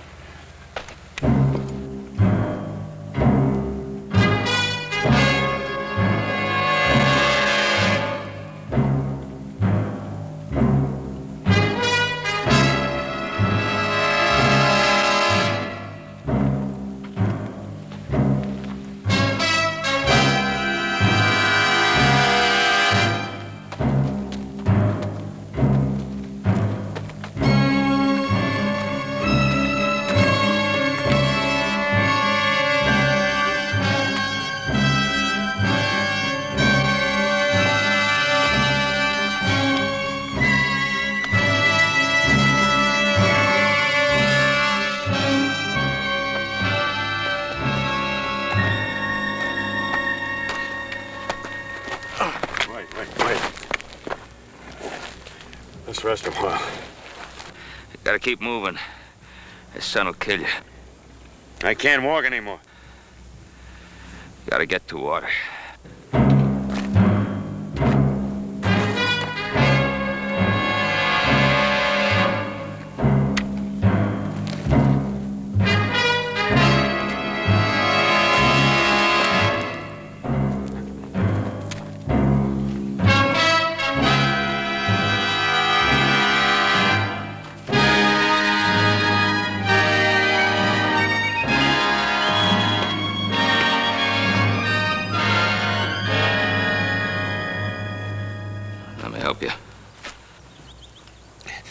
Stay away.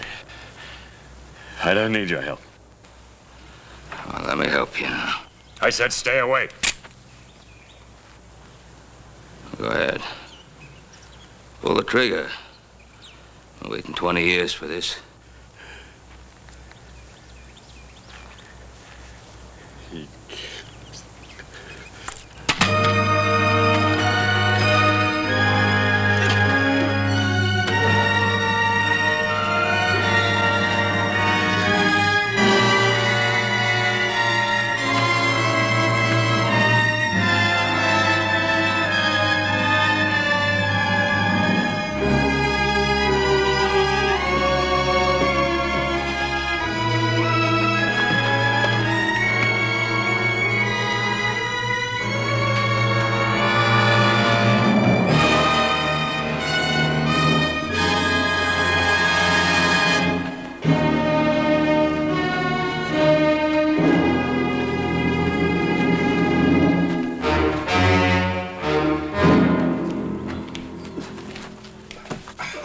Let me get him some water.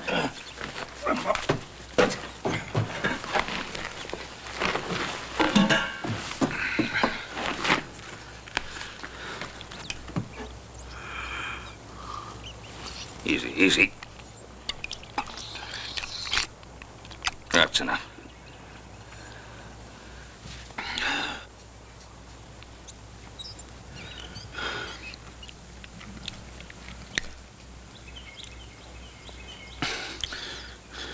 You brought me in?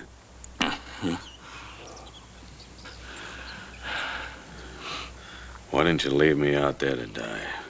Couldn't let you die out there. Why not? We'd have both been better off. When's the next stage leave for the East? It's due in sometime tonight. Where are we going? New Orleans. There's nothing in New Orleans for you. You were warned for my arrest, don't you? You were right. I intended to kill you before we ever got there. But you can't kill without hate, and now the hate is gone. Sort of a relief. This warrant was never any good, was it? You were cleared 20 years ago by everybody except me. That letter the judge sent you, I intercepted it. Why didn't you leave me out there to die?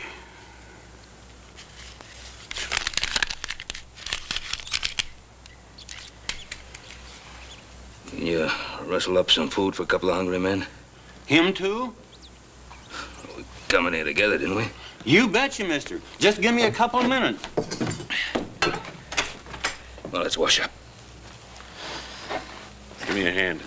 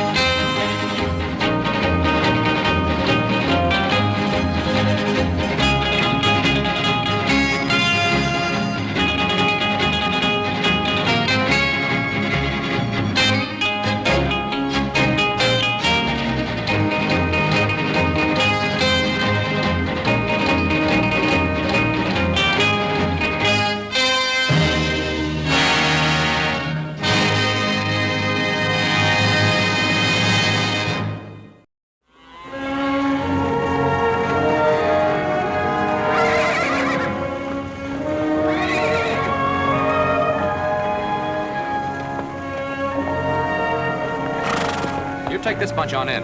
I'll look over that hill over there, see if I can find any more. You be along after that? Well, if I don't find any, I'm liable to be sitting by the fire by the time you get those in the corral.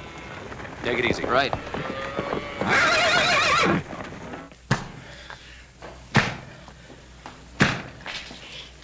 You'll never get that thing off. Why don't you quit? We can try, can't we? Much good as it'll do. Tyler, he's slowing us down. Telling you, Bolton's picked up our tracks by now. You ain't gonna leave me, Sutton. We're not leaving you. If you hadn't killed that guard, Bolton wouldn't have found out about us for another day. I never meant to kill him. I was just paying him back for something he done to me. Over to this friend's place where you're taking us. Maybe he'll have a chisel or something. Sure. We'll just walk in and tell her you always go around wearing chains. A girl?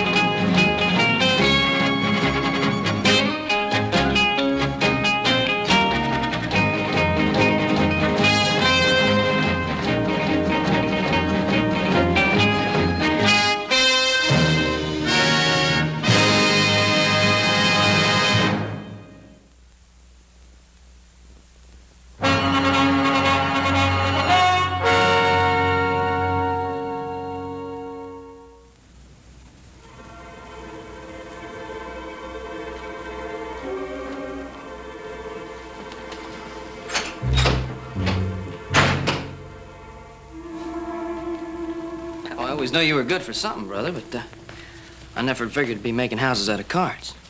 I ain't got but 3 more cards left. I'm gonna make it this time for sure. Gee, I'm proud of you, brother. Yeah, you have to breathe so dadgum hard when you're talking. You don't blow out on the house of cards here. Oh. Yeah, well, see, when I mean I'm proud of you, I mean I'm really proud of you. Ooh. Dadgummit, little Joe!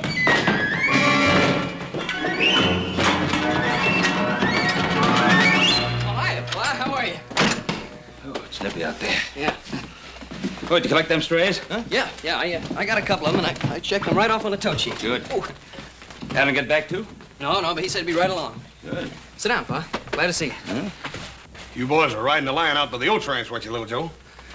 Maybe Adam just decided to go by and pay Miss Netta a visit, Paul. You know, I wish one of you boys had sparked to Miss Netta. She's a fine girl. She's a handsome one, too. Hey, Paul.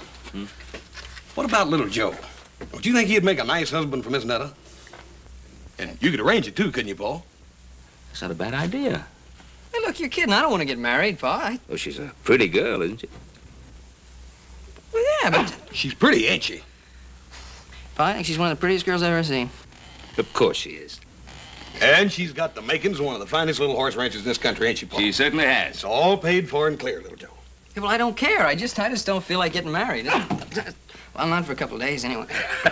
You know, Hoss, I think he's going to change his mind. I'm sure he will, Paul. And when he does, we're going to all be real proud of him. Yeah, it must be Adam. Sounds like more than one to me, Paul. Detail, halt! Soldiers. Oh, that's strange.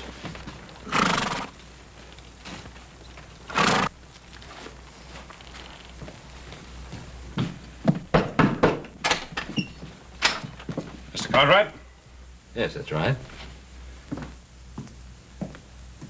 Detail, dismount. Stand to your horses. Captain James Bolton, Provisional Barracks, Fort Dayton. Well, Captain. Oh, please, come in.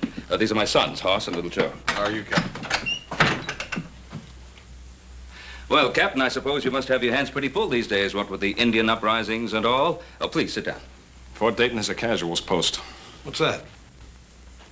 Place for troops deemed not fit for line duty.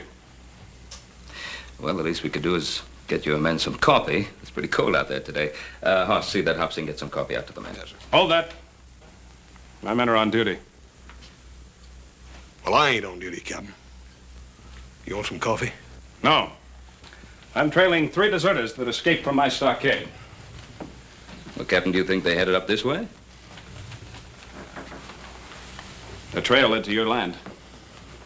Well, as I was riding fence all morning, I didn't see anything. How about you, Hoss? Nope.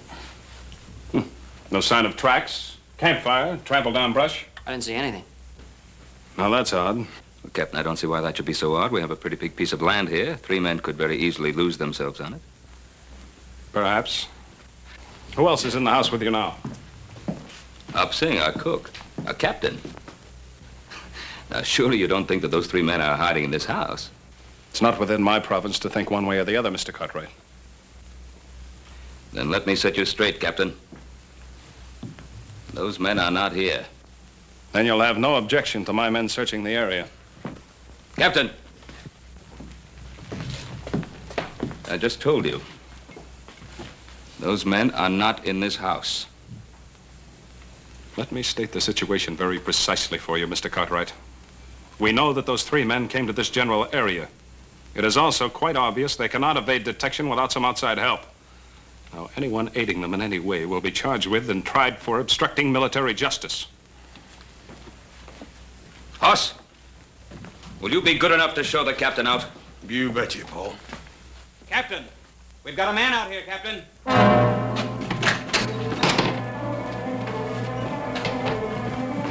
Adam, my son, let him go. Let him go. Release him. Adam, what happened? I don't know, Pa. Just west of where me and Joe split up, I heard this noise, turned around, somebody jumped me. Did you see their faces? Well, let's get him into the house. Joe, get the liniment. Okay, Pa. Well, it's not as bad as I thought at first. The men that assaulted you. Could you tell if there were 3 of them? I know there were at least 2 of them. Somewhere in the back of my mind, I heard them talking about whether to kill me or not. There could have been a third. Take it easy, Pa. Pa, it looks to me like it's right now time for some settling up to be done. Well, we'll do the settling up. Move over. Now, Hoss, I want you to bandage Adam up and get him up to bed. Well, Pa, I kind of figured on riding with you. Well, little Joe knows exactly where Adam and he were rounding up those strays. Now, here. Anytime you say, Pa. Yeah.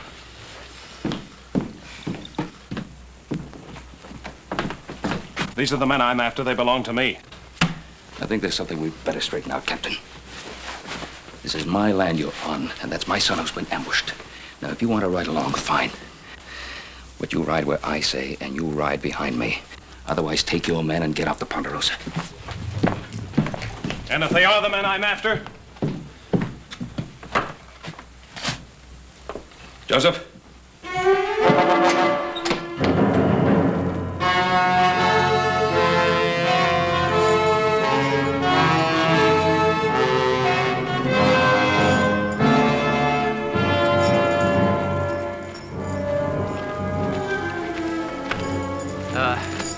Let's take a breather.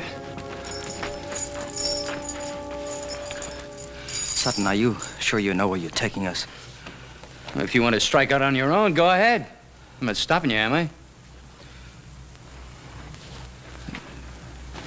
The ranch is over that way, I think. Yeah, I'm sure of it. How do you know they're going to take us in? I told you I worked there when I was drifting west a couple of years back. Yeah, I'd have stayed on, maybe, except the old man running it booted me off because his daughter took to me. I always promised Netta I'd be coming back for her. Just a little sooner than I figured, that's all. Oh! Oh! Oh! Ain't nothing to hear us but hoot owls and crawlies. I don't like it neither. You ain't ever known anything better. Cut it out, both of you. That's an order. That's an order. You hear him, Mertz? Only you ain't an officer no more, Tyler, so maybe you ought to forget about issuing orders. You know, I still don't figure you out.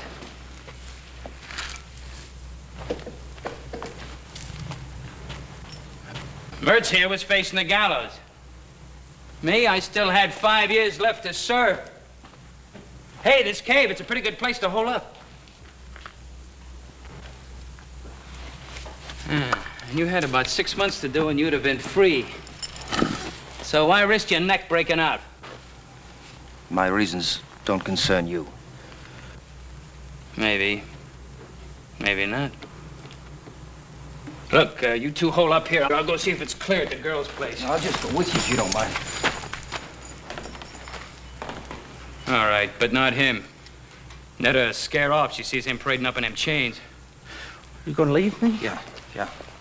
He's right. You lie low here till we get some other clothes and something to pry those chains off with. You coming back for sure? You give me your Bible word? You have my word. Well, if you're coming, let's get moving.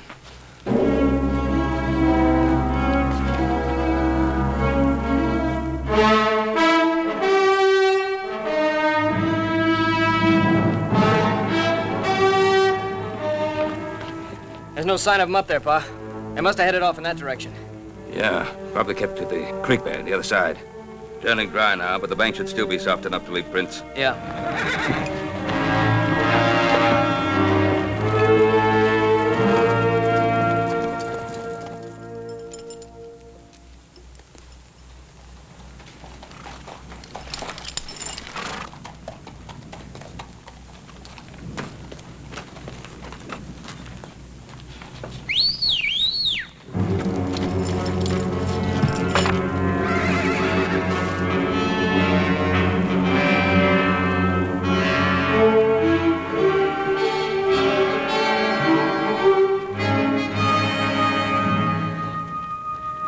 Somebody came through here, Pa. Not too long ago.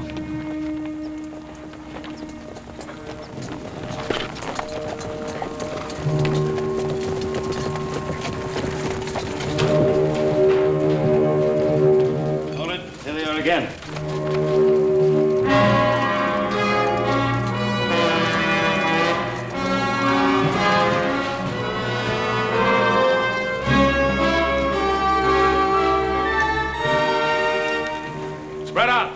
search any spot that's big enough to hide any of them. If that's all right with you, Mr. Cartwright.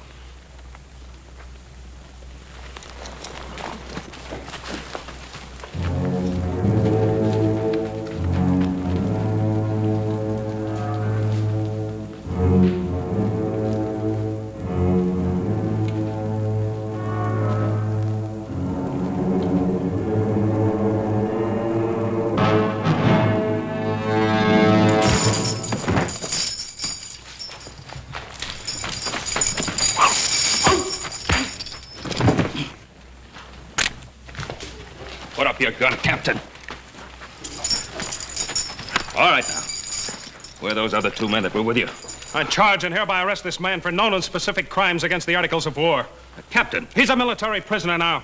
I'll get your answers for you. Corporal, take the prisoner in charge. Yes, well, you better get those answers, Captain.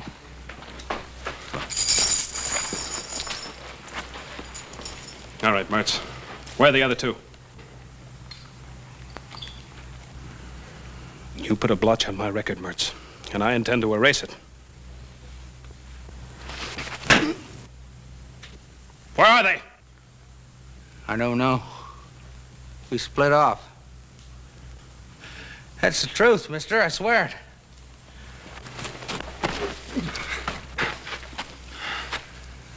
Just get the answers, Captain. Maybe you're right. If he knew where the others were, he'd be pouring it out. Because he's scum. And scum always breaks. Isn't that right, Mertz? Or have you forgotten what it's like in the hot box? Someday somebody's gonna get you, butcher. Well, it won't be you, Mertz. I can assure you of that. No. No! No! No! I'd rather die than go into that hot box! No! No! The prisoner was attempting to escape. You're a witness to that. I'm also a witness to the fact that you deliberately tried to murder him. Bolton, I'm going to see to it that my good friend Colonel Metcalf at Fort Dayton gets to know exactly what kind of officer he has in his command.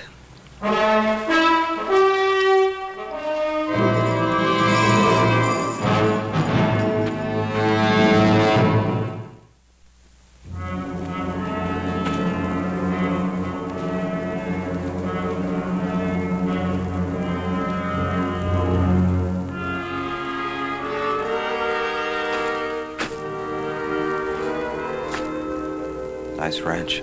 Yeah. Where do you see the gal who lives on it? We better get cleaned up. First, scared of death walking this way. Scared? I guess you didn't listen good when I told you about her. We were real friendly, Netta and me. It ain't her I'm worried about. It's her pa. Stable's over here.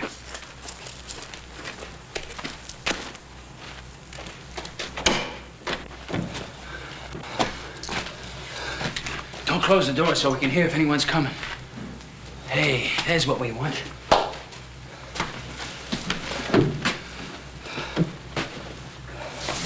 Here, put this on. Help you look human again.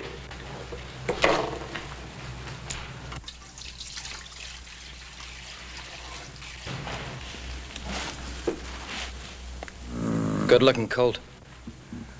His mother must have died. He needs care. This is a fine time to be fussing over horses. I sometimes prefer them to people.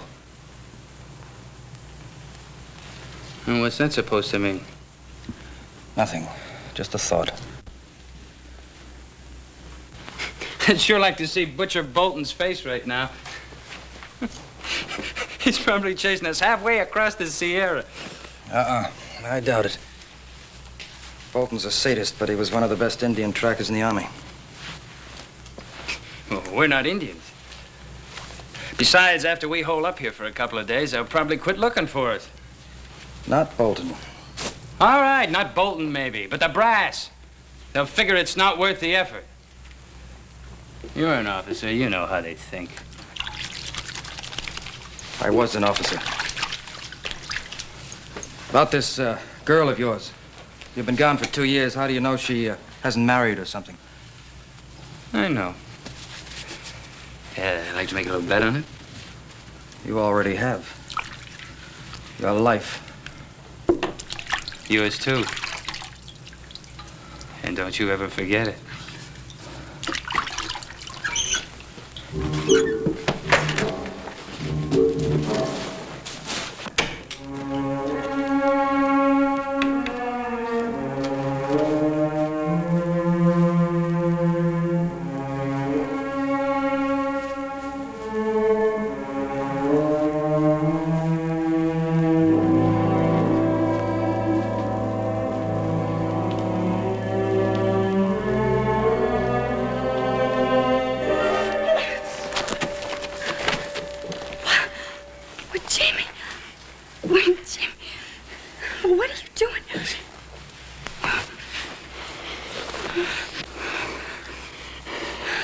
I told you I'd be coming back. I thought you'd forgotten me. Netta, you think I could ever forget you? Oh, Tyler, come here. This is my partner. I've been telling him all about you. Now he can see everything I said was true. Tyler, ain't she a beauty? Sutton, you never even got close. It's a pleasure to meet you, Miss. Tyler's my name. Paul Tyler. Miss? Her name's Netta. Call her Netta. How do you do? Are you in the Army with Jimmy? No, not exactly. Well, you see, Netta, I left the Army some time back. Tyler and me been doing a little prospecting. Oh. Well, why didn't you just come right on up to the house? What are you doing out here? Oh, we were covered with trail dirt.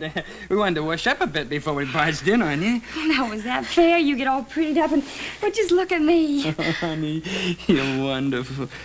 Just beautiful. I'm going to take a walk outside. Wait a minute, Tyler. Your pa's up in the house, I guess, huh? Oh, well, Jimmy, Pa died over a year ago. Oh, that's a real shame. I'm sure sorry, honey. Who's taking care of the place? Oh, I've a hired hand, Charlie. He's in town for a week. That's awful, you're being alone like this, honey.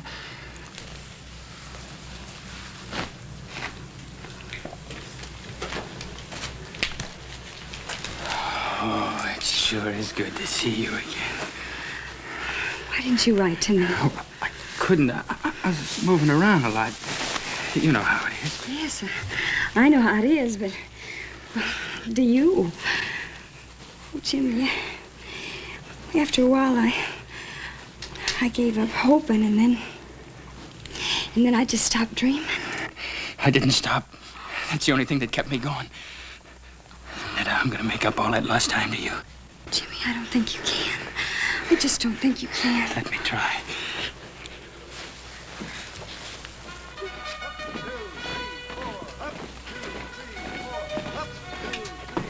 Ben, I've known you for a long time. But I can't accept these charges you make against Captain Bolton, not without proof. Well, what more proof do you want?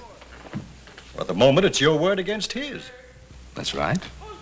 Well, what did he tell you? That Mertz was trying to escape? That's what he says in his report. Well, have you spoken to Mertz? Have you heard his side of the story? I would have done so, of course. Unfortunately, Private Mertz is dead. Dead? He attacked a guard in the stockade last night. During the ensuing struggle, he was killed. And you believe that? You really believe that? Colonel, how many men have died in Captain Bolton's stockade? Captain Bolton is an officer with a distinguished record, Ben. Commended several times for bravery in action. Perhaps you noticed his hand. He was captured and tortured by the Sioux. The Sioux are savages. Captain Bolton, I presume, is a civilized, responsible person. Come in. Adams, yo, Boyd, right. The colonel sent for me. You know Mr. Cartwright? Yes, sir, I do. Captain Bolton, Mr. Cartwright has made certain charges against you. I thought you should be here to defend yourself. I'm aware of Mr. Cartwright's charges. I'm sure the colonel knows my behavior has been and always will be strictly according to Army regulations. Colonel, I've never heard of any Army regulations that cover the killing of prisoners. Mr. Cartwright, maybe you don't know whom you're defending. Private Mertz killed a fellow soldier in a brawl over a card game. As for Sutton, he attempted an armed robbery of an Army payroll. Ben, this is a casuals post. I don't know whether you realize that it's made up of outcasts and misfits. They're still men. And as such, they're entitled to certain minimum standards of treatment. Ben, I respect your opinion and your judgment, but this is the Army, and I have to stand behind Captain Bolton. Yes. Yes. I understand. Good day, Colonel. Good day, Ben. Thank you, sir. Captain, I chose my words carefully in front of Mr. Cartwright. But your conduct has been brought into question. If there's the slightest indication of any transgression of regulations on your part, I'll see that you're investigated. And if the facts so warrant, court-martialed. Is that understood? Yes, sir. That's all. With the Colonel's permission, I beg leave to return to the Ponderosa with a detail of men. Well, that's private land. We can't search it without permission of the owner. Or an order from a civilian court. I have already obtained the required court order from the Federal District Court of this territory. Request granted. But if I were you, Captain, I'd remember that warning I gave you. I'd remember it very carefully. Sir.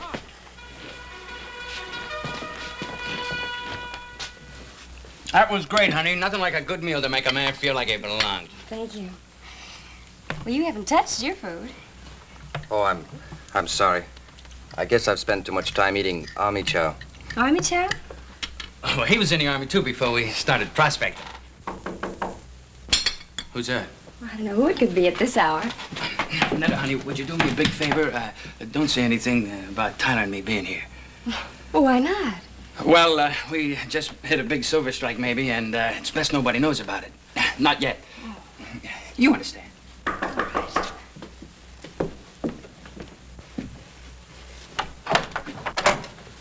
Well, good morning, Hoss. Morning, ma'am. You sure do look nice in your new dress and all. Thank you. Ma'am, I don't want to worry you none, but Paul thought you ought to know about it. There's some Army prisoners loose.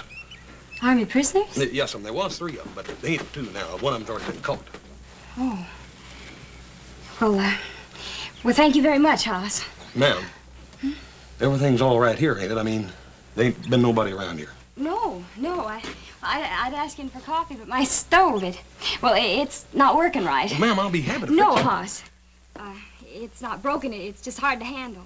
But thank you very much, Hoss. Ma'am, you right sure everything's all right? Yes, Hoss.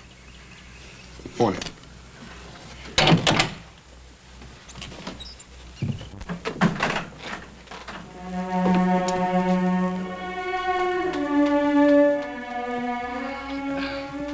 Is he going? You can never be sure about people, honey. We heard about them Army prisoners, too. It might have been one of them. Might have been. Just exactly where have you been prospecting? Well, up north a piece. Ain't that right, Tyler? Sutton.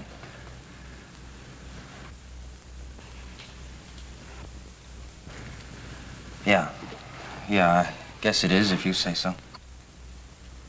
Sure it's right. What's got into you? Jimmy? Is it you they're looking for? Is it? I guess it is. But I was framed. Honey, you know me. I was wild, but I never did anything dishonest. And I tried to serve out my time. But you don't know what that stockade was like. Beatings, starvation. There was a captain got his fun by kicking us around. You know what happened to him? He was in a sweatbox for 3 weeks. When they brought him out, he was almost dead. Tell her! Yeah, that part's true. Why didn't you tell me all this last night? I was going to. I was afraid. Of me? You were afraid of me? That's what Captain Bolton does to you. It makes you feel like an animal all the time, and you're scared. Netta, if you love me, Netta, if you love me, you help us. What can I do? Hide us out. Oh, Sutton. Why do you have to drag her into this? Why don't we just get out while we can? To where? They got Mertz. That means Bolton thinks we're heading out of here. We're going to stay here. It's our only chance. Yes, you can stay here. Both of you. I want you to. I knew I could count on you. Thank you, Miss Netta.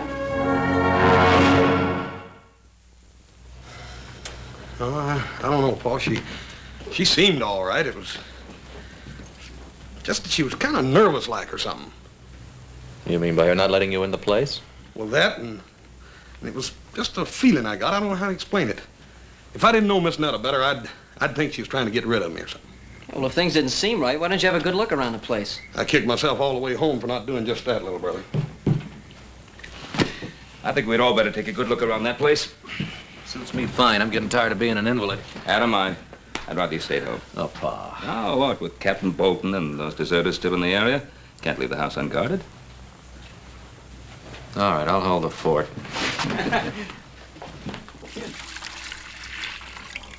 The colt will be needing this.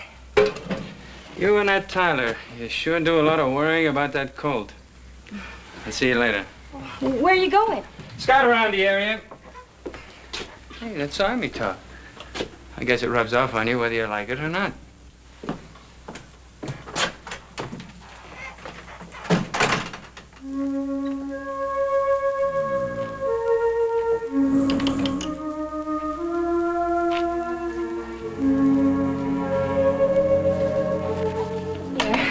Brought him some milk. He needs it. Is it warm? I think it's just right. Come on, little fella. Drink some milk. Drink it. Poor substitute for your mama, huh?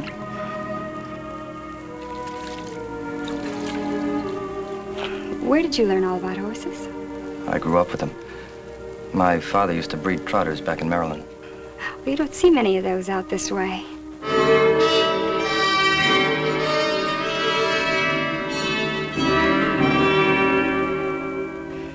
I love to watch them, the way they move. You ought to see them being trained. Oh, they fight you, make it tough, but once you have their trust, you can depend on them. I wish you could say as much for people. You've been hurt pretty bad, haven't you?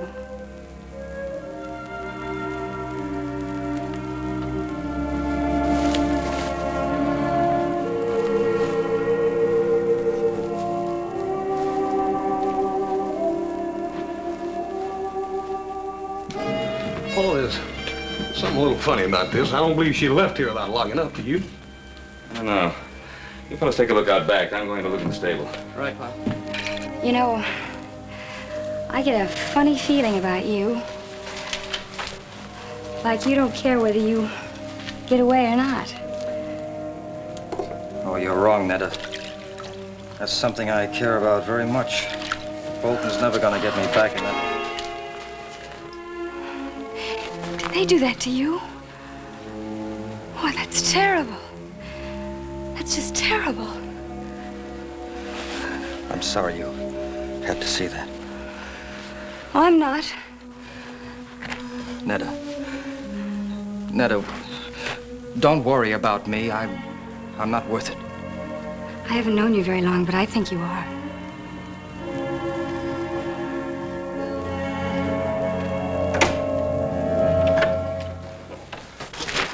Oh, put it down, son. Ben, please. I'm sorry, Netta.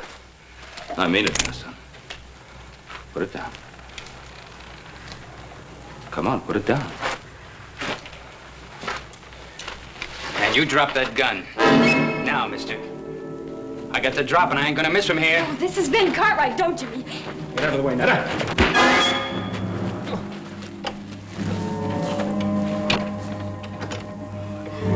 Great work, pal. What's great about it? I might have killed him. Will he be all right? I hope so. I hit him hard. Too hard. Ben Cartwright, huh? The way he was talking. He knows who we are, doesn't he? I'm afraid he does. Nothing to be afraid of. His hard luck, not ours. Netta, get away from him. No. Get away from him. It's him or us. Put it down, son.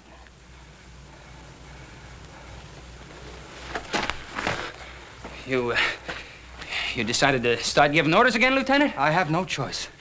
You try killing him and you're dead. But what's got into you? You wishing to have Bolton beat you to death?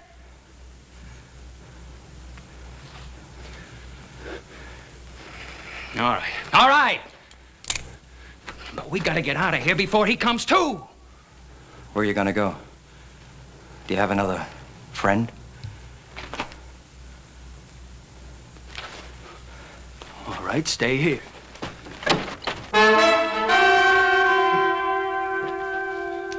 What's the matter, Sutton? You forget something?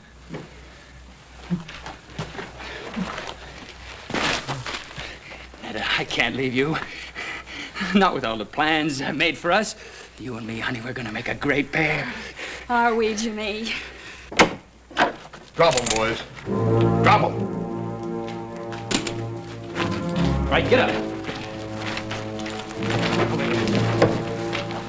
Move. Move over. Come on, get over there. You all right, Paul? Yeah, I guess so. That was quite a wallop, young man. What are you after? Give us a break. You can help us get out of the territory, but give us a break, that's all. Mister, you turn us back there and they're gonna kill us. Yes, I saw the scars they got in the stockade. Please, Ben, can't you help them?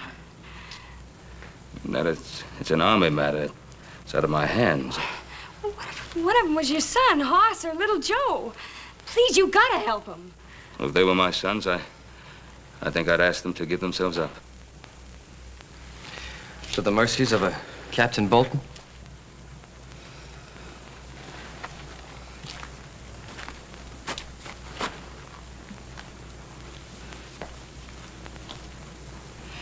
Give me your name tags. What do you want them for? So I can convince the colonel that I've really seen you and that you are ready to give yourselves up. To Captain Bolton? I'll speak to the colonel. I'm sure he'll be as fair as he possibly can be. You ain't gonna do it, mister.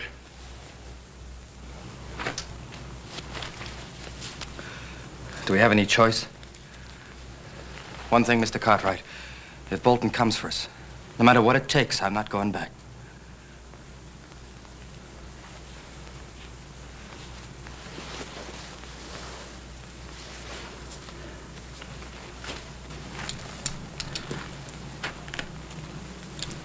Take care of them.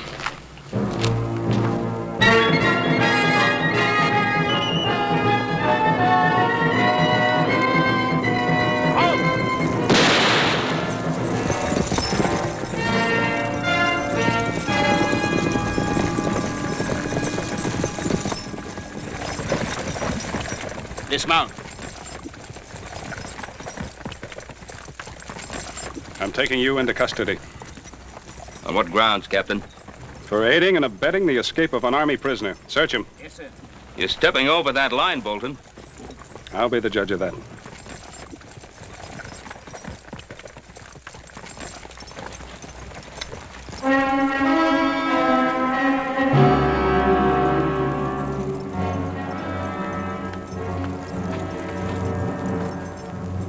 Where are they?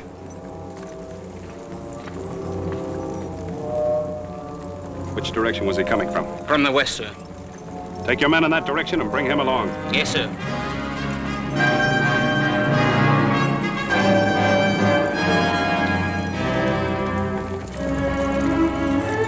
Lead on.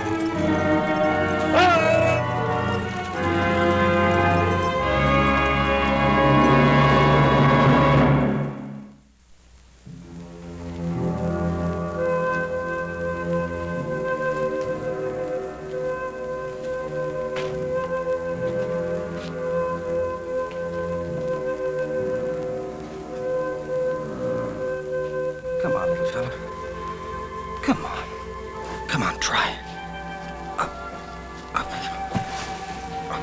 Come on.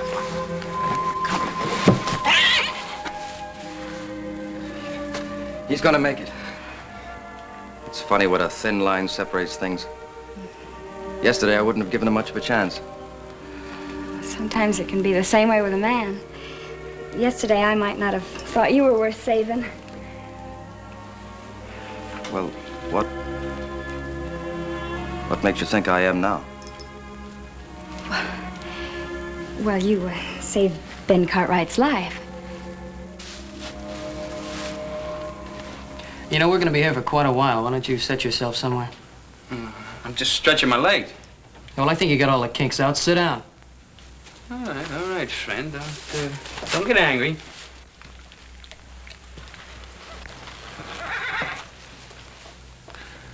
You think quite a bit of that colt, don't you? Why not? He needed my help, and in a way, I needed him. Yeah. Mr. Tyler, you don't have to answer this unless you want to. What'd you do that got you into all this trouble?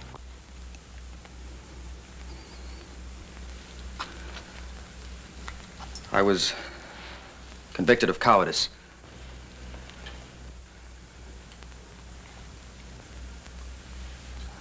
Oh, don't look so surprised. It's true. The actual charge read dereliction of duty, refusal to obey a command, and cowardice in battle.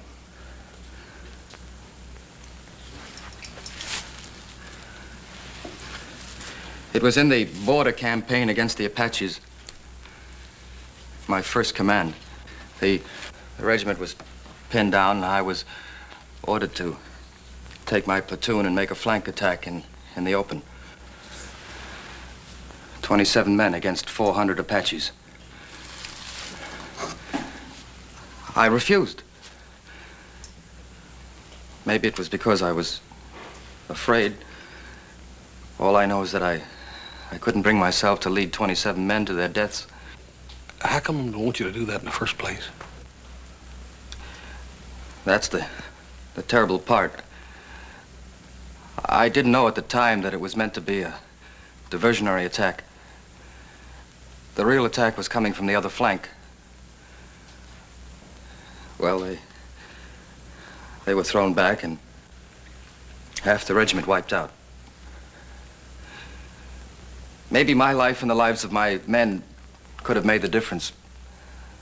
But now I'll never know. It wasn't cowardice, Paul. How could you obey an idiotic order and commit suicide with all your men? You're wrong, Miss Netta. It wasn't an idiotic order. The Army generally knows what it's done. Well, what were they doing when they put scars on him? Ma'am, you can't judge the whole Army by a man like Captain Bolton.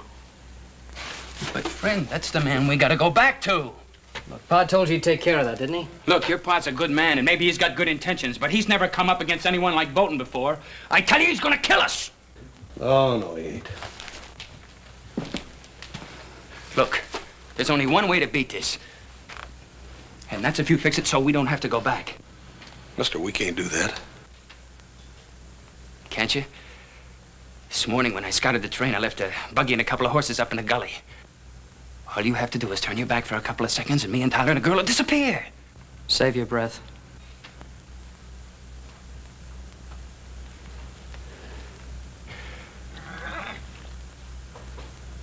Look, you think a lot of Netta, don't you? Don't you want her to be happy? Well, all right. What do you think she's going to feel like when she's watching them taking me away to be killed? She's been waiting for me all these years. Tell him, Netta. Tell him to let us go. I can't, Jimmy. I just can't. But why not?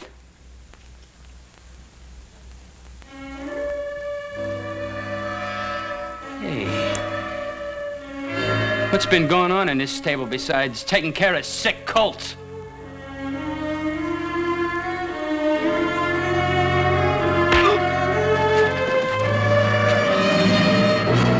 Okay, hold it! You take one step my way and I'll put a bullet in him. You do that, mister, and All the bullets in that gun ain't gonna keep me from squeezing the life out of you. Don't you worry none, friend. I'll do it. I got nothing to lose now. Throw your gun on the floor. Come on. The other one. All right, you. Over there with him. Move!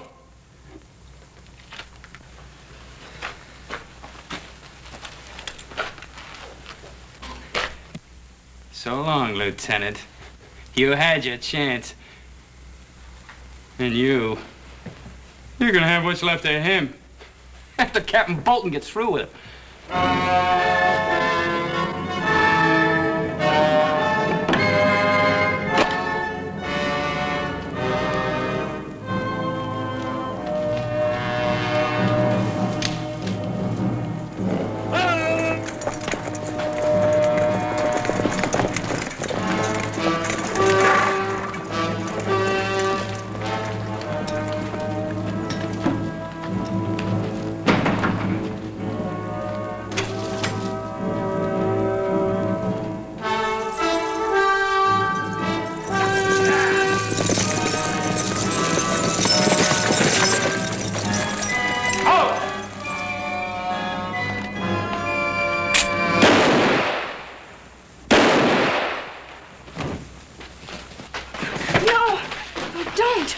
Corporal, you're a witness. He was armed and dangerous. You too, Mr. Cartwright. Oh, let's tell him that Paul's going to give himself up and that he doesn't have a gun. I'll tell him, Miss Nettie, but Captain Bolton ain't gonna wait long. Well, just give us a minute. Yes, sir. Come on, little Joe. Come on. Where are you going? The back door. We can still make it to the gully. Oh, Netta. Bolton would shoot you down just as fast as he would me. I don't care. I don't want him to kill you. No, honey, I can't risk your life. Paul, I love you. Me? You love me? Yes. Oh, yes. I want to be with you. Then I can't run. I can't run. He ain't got a gun, Captain. Get out of the way. Corporal, this is Army business. I'm taking that prisoner. Don't forget he hasn't got a gun. Take them aside, Corporal. Tyler!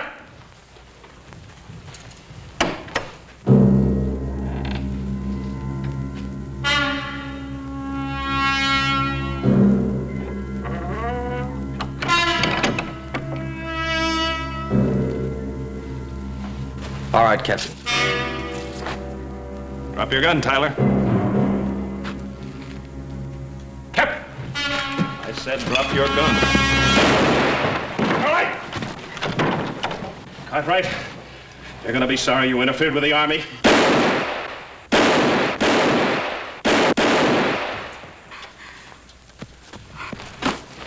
He's dead. You better get started back to the fort, Corporal. We'll bring the captain in. Tyler? How long? I don't know. Well, I'll be here.